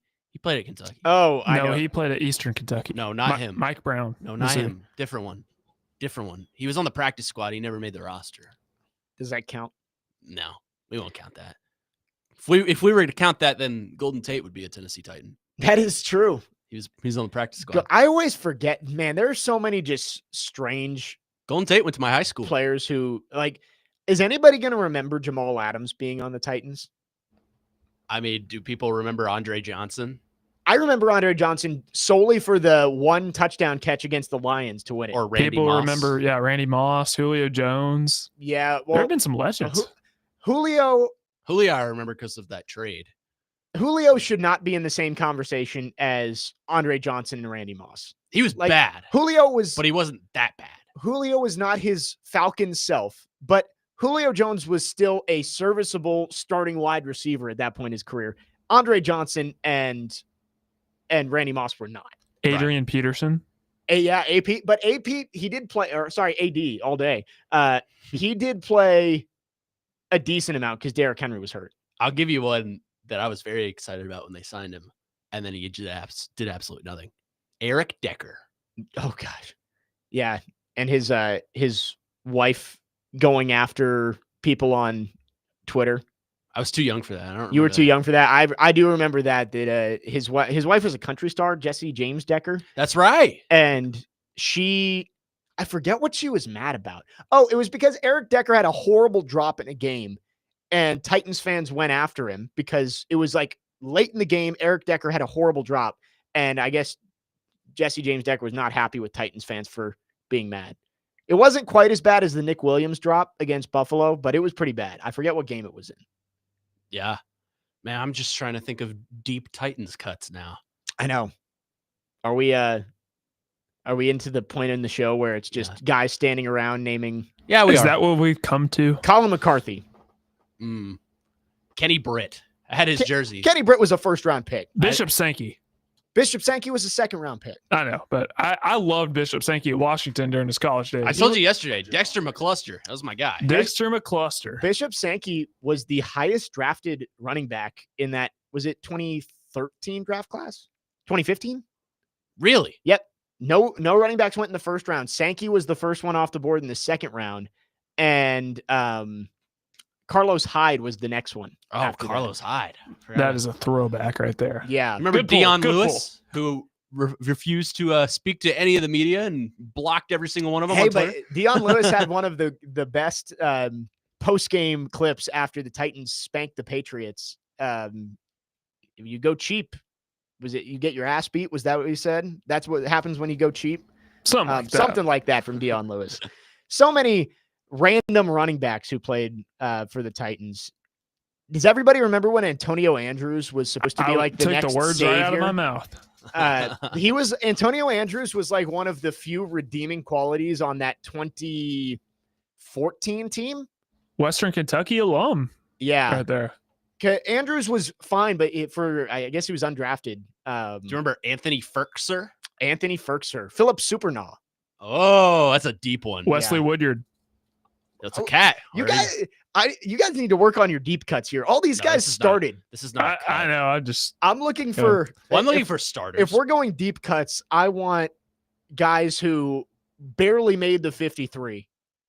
Jayon Brown, like Philip Supernaw. Jayon Brown was a good player for this team. Darius Raynaud. There you go. Raynaud. That's a good pull. Darius Raynaud. I'm like, if you're looking for returners, like Darius Jennings. Remember him? Oh yeah. Jennings he's a UVA guy, so I Cameron Batson. Cameron Batson. Oh yes, Cameron Batson. Yeah. Was it Cameron Wake? Cameron Wake. See, that's a good one. People forget Cameron Wake played for the Titans. He's good. He actually was good. He's good. For being 40. Javon Ringer, Matthew from Jolton back there. Javon Ringer's a great one. Let's get one more before we get out of here. Oh, we got to get a good one. I know. We've got a whole segment out of this. We got to end on a good one. Oh, okay. I got you. This one may not be a deep cut for some of the older fans out there, but for me, the reason my favorite number is 12, Justin Gage. Oh, Justin Gage. Ooh, Justin Hunter. Justin Hunter, Tennessee, Vol guy. Justin Gage. I saw a tweet a couple of years ago. Remember Titans kicker Cody Parkey? I mean, you could make a list. You could write a book with the number of kickers who have Steven been Gostkowski. Yeah. Who was the guy? Joey Cairo Santos. Yep. Justin Gage, I saw a tweet a couple of years ago that said there is nothing like the relationship between a teenage boy and the mediocre wide receiver on his team. And that was me with Justin Gage. That'll do it for us. Fun final segment there. That was not planned, but just random. You know, that's why dudes rock. Just sit around and name a bunch of random former athletes. That'll do it for us. Again, we'll be back tomorrow, 2 to 6 here on 102.5 The Game. For Connor Newt, Parker Kelly, I'm Jake Lyman signing off. We'll talk to you tomorrow.